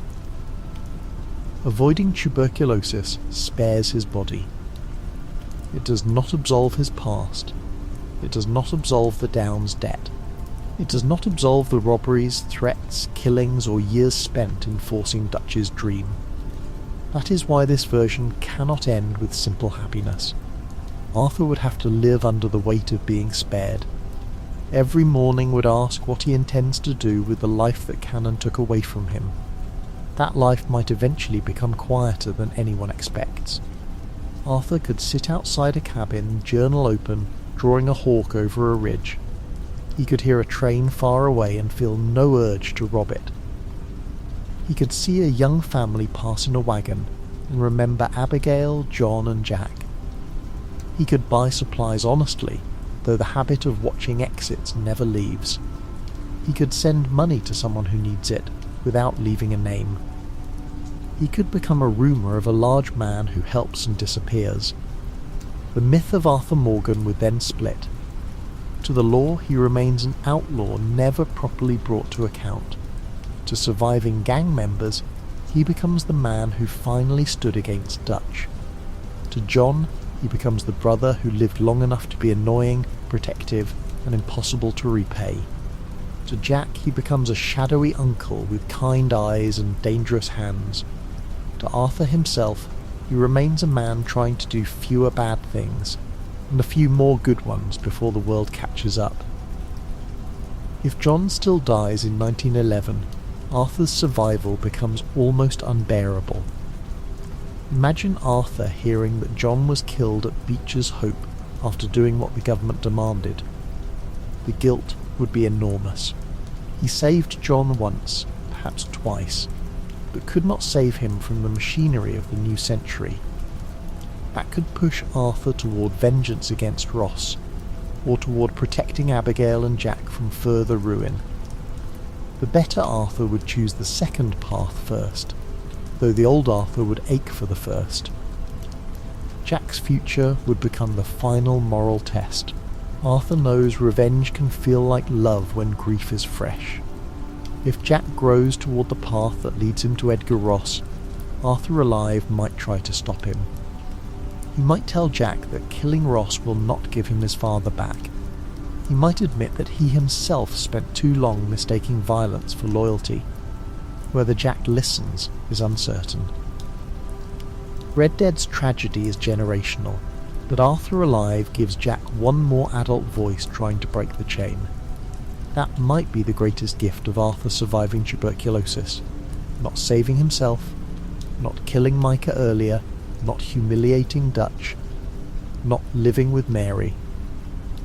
The greatest gift might be the possibility of interrupting inheritance. Jack Marston inherits books, grief, guns, names, and old violence. A living Arthur could place another inheritance beside those: drawings, warnings, stories told honestly, and the example of a man who was terrible in many ways but still tried to change before death forced him. The world may still be too strong. Jack may still choose revenge. Ross may still die by his hand. The West may still close. Dutch may still fall from a cliff years later, speaking in riddles about nature and change. Bill and Javier may still be hunted. John may still be used by the government. Arthur's survival does not guarantee a healed timeline, but it creates more resistance inside the tragedy. It gives the story another person pushing, however imperfectly, against the old current. There are smaller ripples too, and those may be where the alternate version feels most alive. Arthur's health changes the way camp chores happen in the last chapters. He can still hunt properly, he can still carry sacks, ride long routes, bring in food, and protect people on supply runs. That may sound ordinary, but ordinary strength matters in a collapsing camp. When a community is frightened, the person who can still quietly do useful things becomes a centre of gravity. A healthy Arthur chopping wood, returning with meat, repairing a wagon, or escorting someone into town would remind the remaining members that Dutch's speeches are not what keeps bodies alive. Work does. That practical authority could embarrass Dutch. Dutch prefers symbolic leadership, speeches, plans, ideals, the promise of a destination. Arthur's leadership, when it appears, is physical and immediate. He gets medicine, he finds food, he checks on people, he handles threats, he says little and does the thing. In Beaver Hollow, the contrast would become impossible to miss. Dutch talks about Tahiti while Arthur makes sure someone has a horse ready to leave. Dutch speaks of faith while Arthur counts ammunition and asks where Jack is. One kind of leadership floats above reality, the other touches it. Susan Grimshaw might respond to that more than almost anyone. She is hard, severe, often frightening, but she understands camp survival as discipline rather than dream. In the original collapse, she eventually stands with Arthur when he accuses Micah. If Arthur is healthy, her alignment with him might happen earlier. She would notice who is still helping and who is merely circling Dutch. She might not speak gently, but she could become an important ally in moving the women and vulnerable members away from the worst of the camp's decay. Tilly's safety in this timeline could improve because Arthur has more energy to notice danger before it becomes immediate. When the Foreman brothers threaten her, Arthur already helps. A healthier Arthur afterward might be more deliberate about making sure she has a route out, money, and contacts beyond the gang. He might speak with Mary Beth and Tilly together, not as a sentimental father figure, but as someone finally willing to admit that staying near Dutch is no longer protection. That conversation would be awkward, because Arthur is not good at gentle planning, yet awkward help is still help. Mary Beth would understand the emotional change before Arthur names it. She reads people, she knows stories, but she also knows when a story has gone bad. A healthy Arthur speaking quietly about leaving would tell her something important. The strongest man in camp no longer believes strength can save the gang. That might give her permission to trust her own fear. Mary Beth does not need Arthur to rescue her in a dramatic shootout. She needs the old family pressure to loosen enough that leaving feels less like betrayal. Pearson's departure could also happen with less shame. Pearson often looks like a man who wandered into a legend too large for him and spent years trying to feed it. Arthur, healthy enough to make arrangements, might quietly tell him that a store, a kitchen, or a normal job is not cowardice. Pearson would laugh nervously, perhaps deny that he is leaving, then leave anyway. Years later, when Arthur steps into that shop, both men would understand that survival sometimes looks like giving up the grand story before it eats you. Reverend Swanson might become one of Arthur's quiet mirrors in a stronger way. Swanson leaves because he has finally recognised that the gang is no longer a place where he can recover. A healthy Arthur could watch him board the train and feel the force of that decision. Swanson is not physically powerful. He cannot fight like Arthur. He cannot scare men into obedience. Yet he does what Arthur struggles to do. He exits. That might shame Arthur more deeply than any insult from Micah. Sometimes the weaker man finds the stronger door. Arthur's reputation in towns would also matter.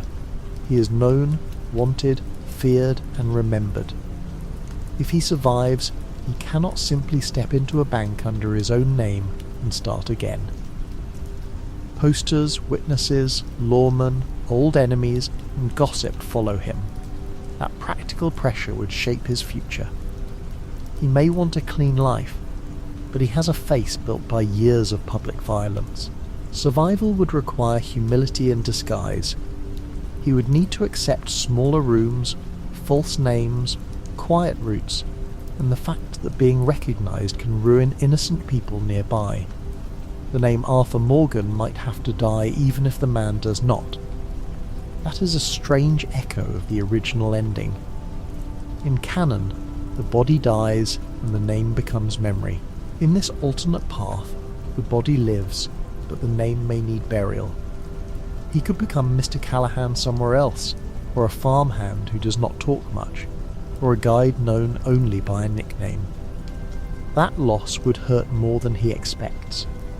A name carries guilt, but also love. To hide the name Arthur Morgan is to hide Hosea's affection, Dutch's old pride, John's brotherhood, and the journal's signature. His journal would become the one place the true name survives. He might keep writing Arthur Morgan on the inside cover, even while using another name in town. That private act would matter. It would say he is not trying to erase himself completely. He is trying to stop the old self from harming others.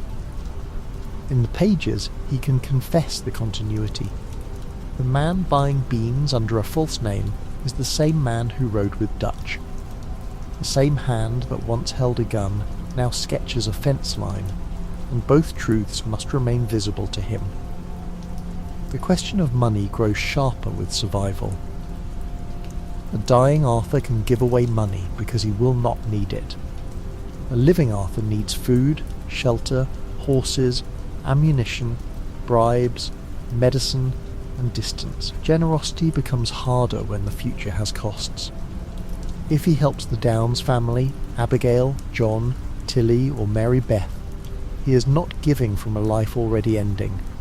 He is giving from his own uncertain road. That makes the kindness less dramatic and more sacrificial in a daily way.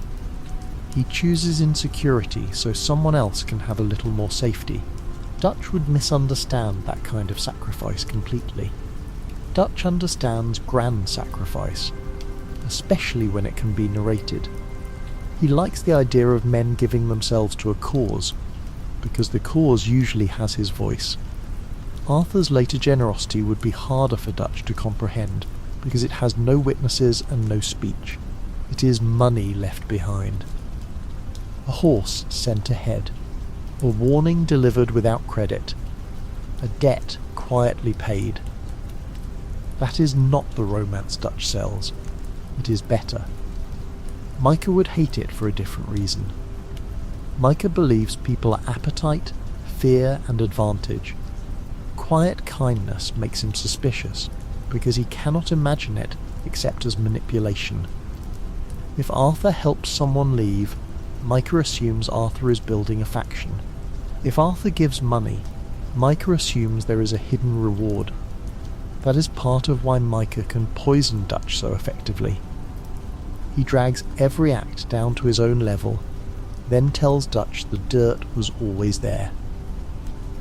Healthy Arthur would need to become careful about visible goodness. That sounds sad, but it fits the camp's final stage. If he openly gathers people, Dutch may react. If he openly accuses Micah too early, proof may fail. If he openly helps John, Dutch may tighten control. So Arthur's redemption might become covert before it becomes open. He would have to learn a gentler version of outlaw craft, secret routes, hidden supplies, staged departures, lies told to protect the vulnerable instead of exploit them. This would make the women of the gang central rather than peripheral. Abigail, Tilly, Mary Beth, Karen, Susan, and even Molly all reveal different truths about the gang's decline. Abigail sees the future through Jack. Tilly sees danger with practical clarity. Mary Beth senses story and mood. Karen shows what despair does when no exit appears. Susan represents discipline trying to hold a broken house together. Molly exposes how Dutch's charisma can become emotional abandonment. Arthur, healthy enough to act, could finally understand that the collapse is visible first in the people Dutch stops truly seeing. Karen's fate might be the one Arthur cannot fix, and that would humble him. He can shoot enemies, move money, threaten informants, and ride through storms, but he cannot simply drag someone out of despair and make them well. Karen's drinking and grief are not problems solved by a gun. Arthur might try clumsily, offering money, asking Mary Beth to watch her, telling Sean would have wanted better. Then realizing those words may wound more than heal. Survival would teach him limits. Not every rescue succeeds. Molly's tragedy might also change if Arthur is more alert to emotional fractures. He might notice her isolation earlier, how Dutch looks through her, how her anger grows theatrical because private pain has nowhere to land. Could he save her? Perhaps not. Molly's final outburst depends on humiliation, drink, grief and timing. But a healthier Arthur might at least understand afterward that the gang did not simply lose a traitor. It killed a lonely woman for a confession that was not true. That understanding would make Micah's later exposure even more bitter. Susan standing with Arthur in the final confrontation would carry more history if they had already worked together to help others leave. Her shotgun pointed at Micah would no longer feel like a sudden moral alignment. It would feel like the last act of a woman who finally chose the practical truth over Dutch's decaying authority. Susan may be harsh, but she knows vermin when she sees it. A healthy Arthur could give her more time to see it clearly. Grimshaw's own death would become another wound if it still happens. Micah killing her in the chaos is one of those moments that proves his violence has no loyalty, no code, no reverence for age, history, or service. Arthur, healthy enough to react, might try to kill him immediately. If Pinkertons interrupt, that failure would haunt him. Susan spent years keeping Dutch's family fed, clothed, and ordered. The gang repays her with a bullet in the dirt. Arthur would carry that as another count against the old dream. Eagle flies might have a slightly better chance with healthy Arthur. During the refinery and later army conflicts, Arthur's strength and clarity could allow him to intervene more forcefully, perhaps physically pulling eagle flies from danger sooner or pushing Dutch away from the young man's anger, yet the broader tragedy would remain. Eagle Flies is caught between personal rage and historical injustice, and Dutch exploits both. Arthur can save a body in a moment. He cannot easily untangle a people from betrayal, land theft, broken promises, and a young warrior's need to answer humiliation. Rainsfall's grief after losing his son would then become part of Arthur's living burden. If Eagle Flies still dies, Arthur cannot comfort himself with the idea that he will soon be gone too. He has to live after failing to prevent another father's loss. That may connect painfully to Isaac, to Eliza, to Jack, to every child pulled into adult violence. A healthy Arthur might kneel beside Rain's Fall with nothing useful to say, and that silence would teach him more than a speech. Some grief cannot be redeemed by action.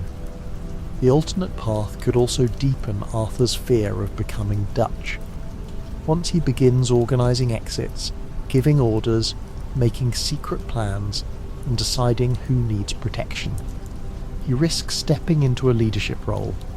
That role carries temptation. He might start believing he knows best for John, Abigail, Sadie, or Tilly. He might lie for their good. He might withhold choices. That is where he must be careful. The difference between protection and control can shrink when fear is strong. Arthur's survival would test whether he can help people without owning them. John would push hardest against that.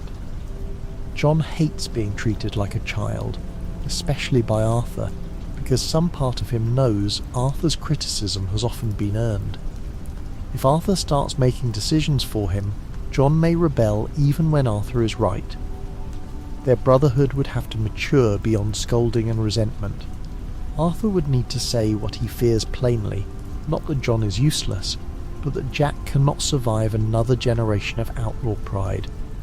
John would need to hear concern without turning it into insult. A living Arthur might apologise to John for the old bitterness. That would be a major scene. Arthur could admit that when John left the gang for a year, he felt abandoned, not merely angry on Abigail's behalf. He could admit that some of his contempt came from envy, because John still had a child and a woman who wanted him to become better.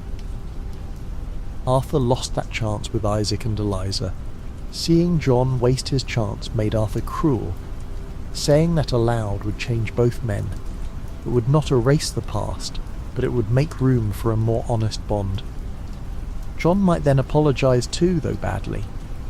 He could say he was scared, stupid, and not ready to be anyone's father.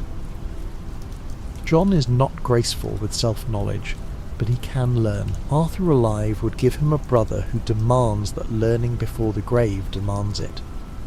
Their relationship could become one of the alternate story's great rewards. Two men raised by Dutch finally learning to speak without Dutch translating loyalty for them.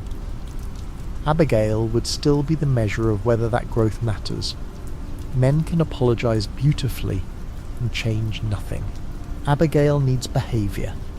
She needs John present, Jack protected, danger reduced, and promises kept. She would not be impressed by Arthur and John finally admitting feelings if the result is another armed ride into trouble. That practicality grounds the alternate story. Redemption cannot remain a campfire confession. It has to make breakfast safer. Jack's view of Arthur would depend on consistency. Children can feel when adults are safe in one moment and dangerous in the next. Arthur can be gentle with Jack, but if he keeps arriving with blood, shouting, or lawmen behind him, Jack will learn that gentleness and fear come together. A living Arthur has to protect Jack from that confusion. Sometimes the kindest thing he can do is not visit until he can arrive without bringing the past in his coat. This is why distance might become Arthur's greatest act of love after 1899. He may want to sit at Beecher's Hope, drink coffee, tease John, and watch Jack grow. But if his wanted status endangers them, he has to choose absence. Canon forces absence through death. The alternate path asks Arthur to choose absence while alive. That may hurt more, because he could stay. Every mile away would be voluntary, and therefore heavier. Letters could become the bridge. Arthur's writing voice, seen through his journal, is more honest than his speaking voice. He might write to John in short, gruff lines, pretending not to care too much. He might send sketches for Jack. He might write to Abigail with practical warnings and no expectation of reply. He might never sign his full name. A letter allows love with distance, which may be exactly what Arthur can safely offer. Those letters would also be dangerous. Paper can be found. Names can be traced. Post offices can be watched. A living outlaw must treat affection as evidence. That is one of the bleakest consequences of survival. Even tenderness needs caution. Arthur might write pages and burn them, keeping only one sketch to send through a trusted hand. A man who once feared emotional exposure now has legal reasons to fear it too. The modernizing world would keep closing around him. Telegraph wires, trains, newspapers, banks, roads, cameras, and bureaucratic records make the old style of disappearance harder. Arthur's skills are suited to wilderness, but the map is becoming less wild. Each year of survival after 1899 would require adapting to a world more hostile to anonymity. He can sleep under stars, but supplies still come from towns. Towns create records. Records create trails. Arthur's body would age, even without tuberculosis. That is another calm correction to fantasy. He avoids one disease, not mortality. Old injuries would ache, scars would tighten in winter. His hands might stiffen, his eyes might tire. He might still drink too much some nights. He might still carry bullets in places doctors never properly fixed. The body remains a ledger. It simply writes more slowly than tuberculosis did. Aging could soften him where sickness once did. Not as quickly, not as dramatically, but steadily. A man who once trusted strength begins rationing it. He chooses not to fight because recovery takes longer. He rides around trouble because the horse deserves rest. He learns that endurance is not endless. That slower bodily humility might bring him toward the same truth by another road. Every man is temporary, so the question is what he protects while he can. If he ever sees Dutch again after years apart, the meeting would carry all that age. Dutch might still speak like a prophet, but Arthur would hear the repetition.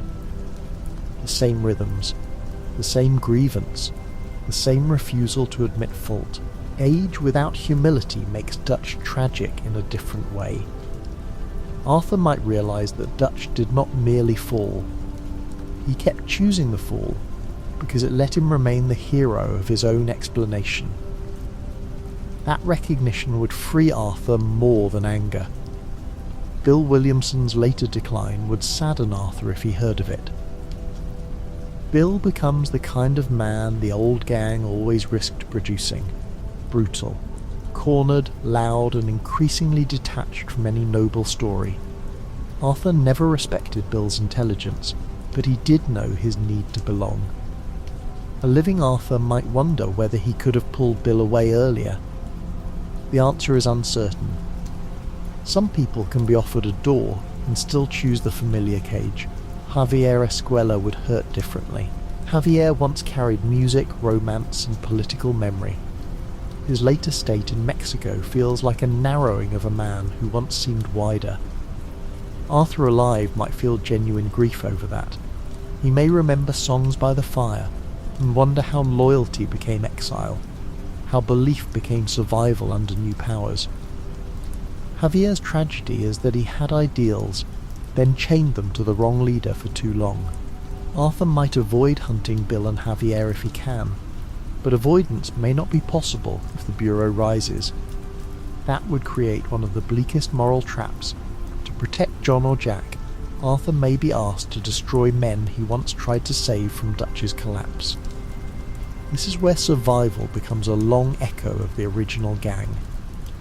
The family does not simply end when people leave camp. It continues as obligation, guilt, and state paperwork. The government would understand leverage better than Dutch in some ways. Dutch used love and belonging. Ross uses family, law, and threat. Both demand obedience while claiming a higher purpose. Arthur, having escaped one manipulative father, would recognise the shape in the Bureau's bargain. That recognition might make him more dangerous to Ross, because Arthur can see the performance. Ross wears civilization the way Dutch wore freedom. Both words can cover cruelty. An Arthur who confronts Ross would have to be careful not to become Micah in reverse, a man using violence because he sees through hypocrisy. Seeing corruption does not automatically make revenge wise. If he kills Ross too early, the Bureau may crush John faster. If he does nothing, Ross may destroy the Marstons anyway. The problem has no clean answer. Red Dead's world is cruel because insight does not always grant power. Perhaps Arthur's best move would be disappearance combined with preparation. Help John use cleaner money.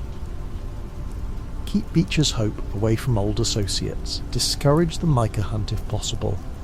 Hide links between survivors. Encourage Jack's education. Keep Suddy and Charles informed. Maintain routes out if the Bureau comes. This is not glamorous. It is defensive, anxious and slow, but it fits a living redemption. Arthur becomes a planner of exits rather than a rider toward last stands. Suddy might dislike that caution. Her grief moves toward action. She trusts movement, pursuit, and decisive confrontation. Arthur's survival could create tension between them if he becomes more restrained. Suddy may accuse him of sounding like Hosea. Arthur might answer that Hosea was usually right. That exchange would show both growth and loss. The reckless and the careful parts of the old gang now live in people who love each other enough to argue. Charles would probably approve of preparation over revenge. He has always understood the cost of unnecessary fights. Yet he would also know that some dangers must be faced. His role in the alternate survival network could be essential because he can move quietly, read land, judge people, and leave without drama. If Arthur is the wounded conscience, Charles is the steady hand. Together, they might keep more people alive than either could alone. The ranch dream remains fragile regardless. Beecher's hope is built over violence, loans, old money, false names and hope. It is beautiful because it is imperfect. Arthur alive might help raise walls, hammer boards, move supplies, and tease John about not knowing which end of a tool to hold. That could be one of the warmest alternate sequences, Arthur doing honest labour beside John. No grand speeches, just boards, sweat, and the strange realisation that building is harder than robbing in ways no outlaw song ever mentioned. During that building, Arthur might feel something close to peace and mistrust it. He might hear hammering and expect gunfire. He might see Abigail smiling and feel he should leave before he ruins it. He might watch John try, fail, curse and try again, and realise this is what courage looks like now. Not a charge into bullets. A man staying with his family after years of running. Arthur's respect for John would deepen, because domestic life, to them, is not easy. It is the harder country. Uncle would make the peace less solemn. He would complain, avoid work, claim illness, offer useless wisdom, and somehow make the place feel more like a home. Arthur alive with Uncle would allow humour the canon epilogue cannot fully have around him. Uncle might say Arthur survived death just to become uglier. Arthur might threaten to bury him under the barn. The laughter would matter. Redemption without humour becomes too clean. Arthur's world needs teasing to feel lived in. Abigail watching Arthur help build would have mixed feelings. She would see his loyalty to John and Jack, but also the shadow he casts. She might thank him one evening in a way that makes him uncomfortable. Arthur would shrug it off, say John did most of it, or change the subject. Abigail would understand that deflection too. She has known men who boast and men who hide. Arthur's humility may be clumsy, but it is real when he refuses to turn help into a claim. If Arthur leaves after Beecher's Hope is built, the departure would be quiet. No deathbed, no sunrise, no heroic music inside the world. Maybe he saddles before dawn. Maybe Charles rides part of the way. Maybe Jack wakes and catches him leaving.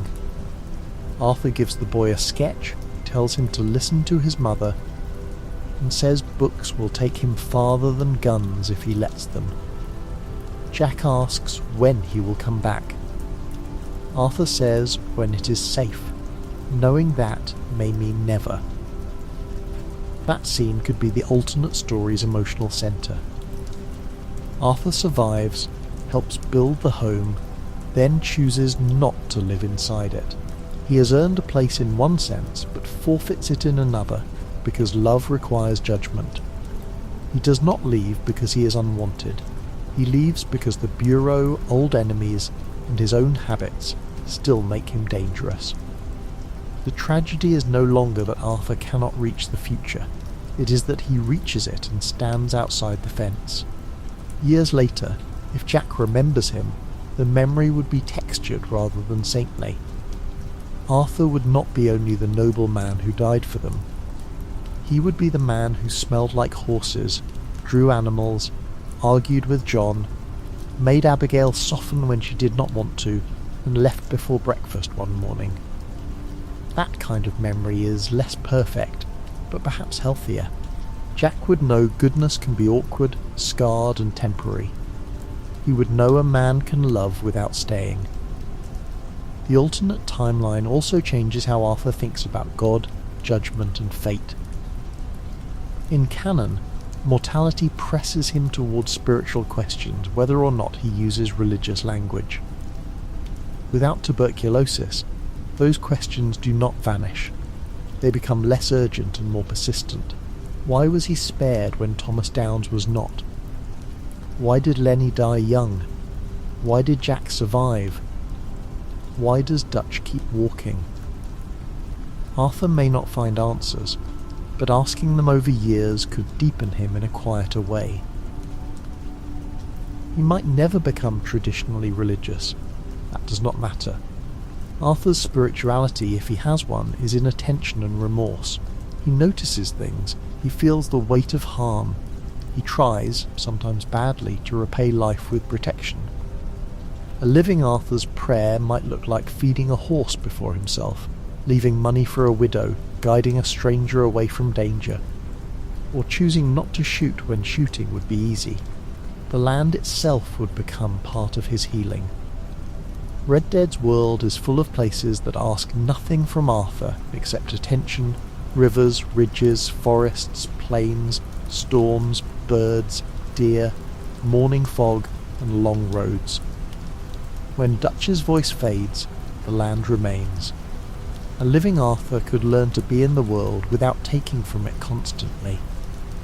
Hunting for food rather than performance, riding without pursuit, drawing without needing to explain. The land cannot absolve him, but it can teach stillness.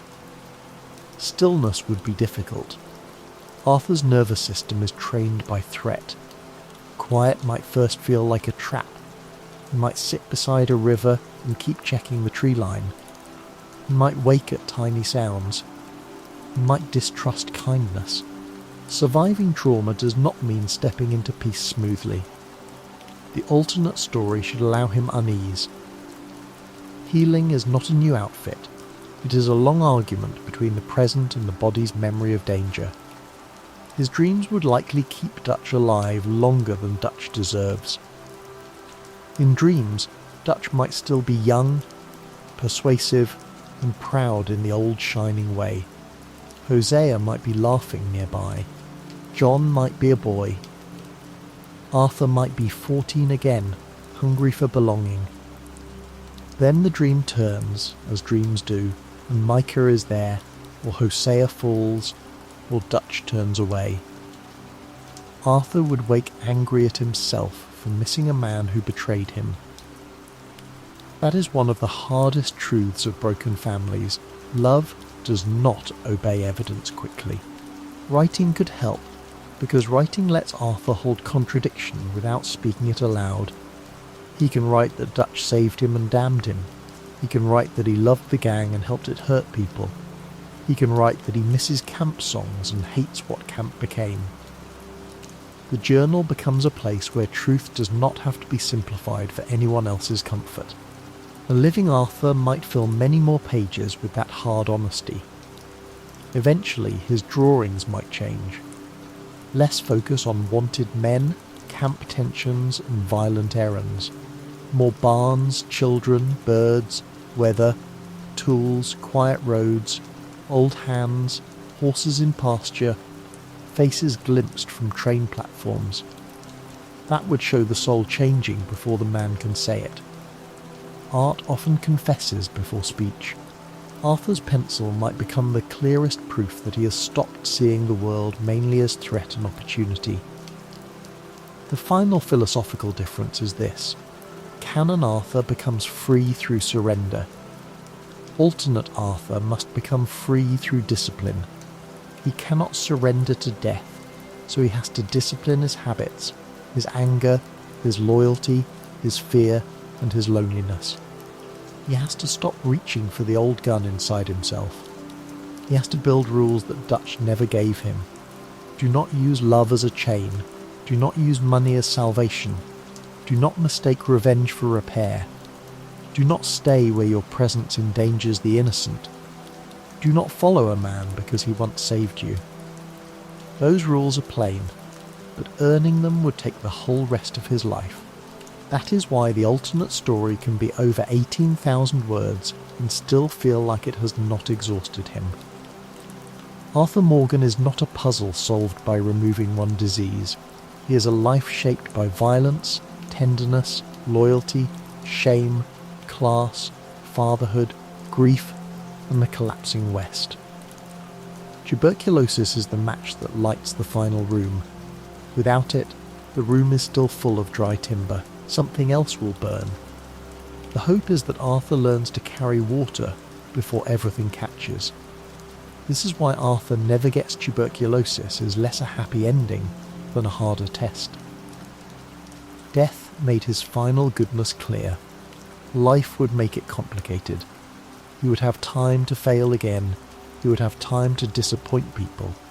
He would have time to be tempted by money, loyalty, revenge, and old habits. He would have time to hurt someone and need to apologize without the excuse of being at the end. He would have time to become boringly, repeatedly better. That is not as clean as a sunrise. It may be braver. The canonical Arthur dies looking toward the morning, and that image works because he has finally turned himself towards something beyond Dutch. A surviving Arthur would have to face many mornings. Some would be peaceful, some would be full of regret, some would make him want to ride back toward the only life he knows. Some would bring news of old friends. Some would bring lawmen. Some would bring nothing at all, which might be the strangest gift. A quiet day can be terrifying to a man trained for catastrophe. A final alternate image might place him years later near Beecher's Hope, not living there, but visiting at dusk. John is older, Abigail sharper and warmer in the doorway, Jack taller with a book under his arm. Uncle complains from somewhere nearby. Arthur stands awkwardly with a parcel, maybe coffee, maybe a sketchbook for Jack, maybe something useful he pretends was cheap. He does not stay long. He never stays long. But for one evening, the people he saved are not a memory. They are breathing in front of him. Another image might place him alone, somewhere beyond the map's old certainty, watching deer move through trees. His rifle rests nearby, unused for the moment. His journal sits open. His hand is slower now, perhaps stiff with age or old injuries, but it still draws. He writes less about Dutch. He writes less about what he should have done. He writes about weather, tracks, a woman at a station who reminded him of someone, a boy laughing, a horse with a white blaze, the way morning came up over hills he had never robbed. The story can hold both images because Arthur has always been split between belonging and solitude. He loves people, but does not know how to stay without feeling dangerous. He wants forgiveness, but distrusts comfort. He is built for camp, yet often most honest alone. Tuberculosis gives him one final direction. Survival would leave him wandering between directions until he builds a compass of his own. Dutch would remain the ghost behind that compass. Arthur might spend the rest of his life arguing with Dutch in his head. Sometimes he would hear the old charm and miss it. Sometimes he would remember the speeches and feel sick with embarrassment. Sometimes he would want to find Dutch and ask whether any of it was real. The answer would not help. Some love is real and still destructive. Some fathers save you and ruin you. Some dreams shelter you until they demand your blood. Micah, dead or alive for a while, remains easier to understand. He is appetite. He is survival without conscience. He is what Arthur could have become if all tenderness had been burned out of him. That is why Arthur defeating Micah physically is less important than refusing Micah spiritually. The real victory is not proving he is tougher. Arthur was always tougher. The real victory is proving he is not empty. He can still choose John. He can still help Edith. He can still lower a gun. He can still walk away from money. Hosea's memory would become Arthur's better inheritance. Dutch taught him language and belonging, but Hosea taught him wit, restraint, skepticism, and the possibility that cleverness should prevent harm rather than decorate it. A living Arthur might finally become more Hosea than Dutch in old age, dry, watchful, occasionally dishonest in harmless ways, but less intoxicated by grand purpose. He might learn to use charm gently. He might become the old man at a fire who warns younger fools away from glorious causes. That would be a beautiful reversal. Dutch collected lost boys and made them loyal to him. An older Arthur could meet lost people and refuse to own them. He could give money, advice, a ride, a meal, or a warning, then let them go. His redemption would be measured by how little he asks in return. After a life of debts, literal and emotional, Arthur could finally stop keeping ledgers. The Downes family returns at the end of this thought, because the alternate story began there. If Arthur never gets tuberculosis, Thomas Downes still dies of it. Edith and Archie still suffer. The disease remains in the world, simply not in Arthur's lungs. That means the moral centre cannot be Arthur escaped punishment. It has to be Arthur learned compassion without needing punishment to teach him. That is a more demanding story. It asks whether a man can be changed by witnessing suffering without making himself the centre of it. If he can, then avoiding tuberculosis becomes a chance rather than a loophole. Arthur is not rewarded with life because he was innocent.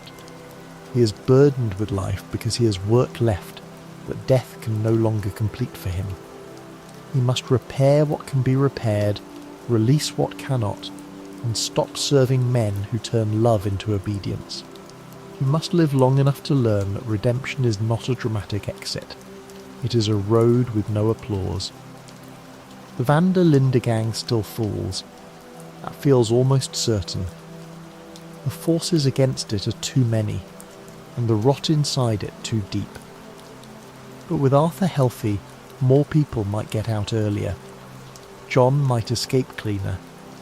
Abigail might trust sooner. Jack might carry less terror. Sadie might have a steadier ally. Charles might not have to shoulder so much quiet responsibility alone. Dutch might be confronted by someone he cannot dismiss as dying. Micah might be exposed before he can fully enjoy the ruin. The tragedy remains, but its casualties shift. That is often how alternate history works at its most honest. One changed fact does not turn night into noon. It moves shadows. Arthur's lungs staying clear does not save the West. It does not defeat modernity. It does not turn Dutch into Hosea. It does not make Pinkertons merciful. It gives one man more time, and time is powerful only if used. The entire alternate story depends on Arthur eventually understanding that. Maybe the strongest ending is not Arthur killing anyone. Maybe it is Arthur sitting with John years after the gang, both men older, both carrying too much. John says he does not know how to be the man Abigail needs. Arthur, who once would have mocked him, stays quiet first. Then he says, "No one knows at the start. You just stop running long enough to find out." That line, if he could say it honestly, would prove he had changed more than any gunfight ever could. Perhaps Jack overhears it. Perhaps he does not. Perhaps the words matter anyway, because Arthur needs to hear himself say them. A life without tuberculosis would give him the chance to become a man whose best wisdom is not spoken from the edge of death, but from the middle of effort. That is less mythic, but warmer. It lets redemption breathe. In the end, Arthur Morgan without tuberculosis would not be untouched by tragedy. He would be haunted by a different one, the tragedy of being allowed to continue. He would lose the clean shape of martyrdom and gain the messy burden of survival. He would not ride toward one final sunrise knowing his body had reached the end. He would ride into a longer morning with no guarantee that he deserved it, no promise that he would use it well, and no Dutch left worth following. That uncertainty is the whole point. So let the alternate trail grow quiet now. Somewhere in that other version of 1899, Arthur Morgan leaves the mountain alive. His breath hurts from running, maybe, but not from disease. John rides ahead. Abigail and Jack are waiting somewhere beyond fear. Sadie reloads with blood on her sleeve. Charles watches the tree line. Dutch vanishes into the dark with whatever remains of his pride. Micah, dead or crawling away, no longer owns the story. And Arthur, spared but not absolved, has to decide what to do with the morning. Not a perfect man. Not a clean man, not even a free man yet. Just a living one, with the first honest day of the rest of his life waiting like a pale line of light beyond the hills. And now the campfire can settle lower. The horses shift softly in the dark. The old gang's voices fade into trees, into smoke, into memory. Arthur does not need to cough tonight. He does not need to ride toward death tonight. In this quieter version, he can sit for a moment with breath still in his chest and a choice still ahead of him. The world remains dangerous, and the past remains heavy, but the night is gentle enough to pause inside. Let Dutch's speeches fade. Let Micah's poison fade. Let the Pinkerton lanterns drift far away. Let John, Abigail and Jack move toward a small warm light in the distance. Let Arthur close the journal for now. The page can wait until morning.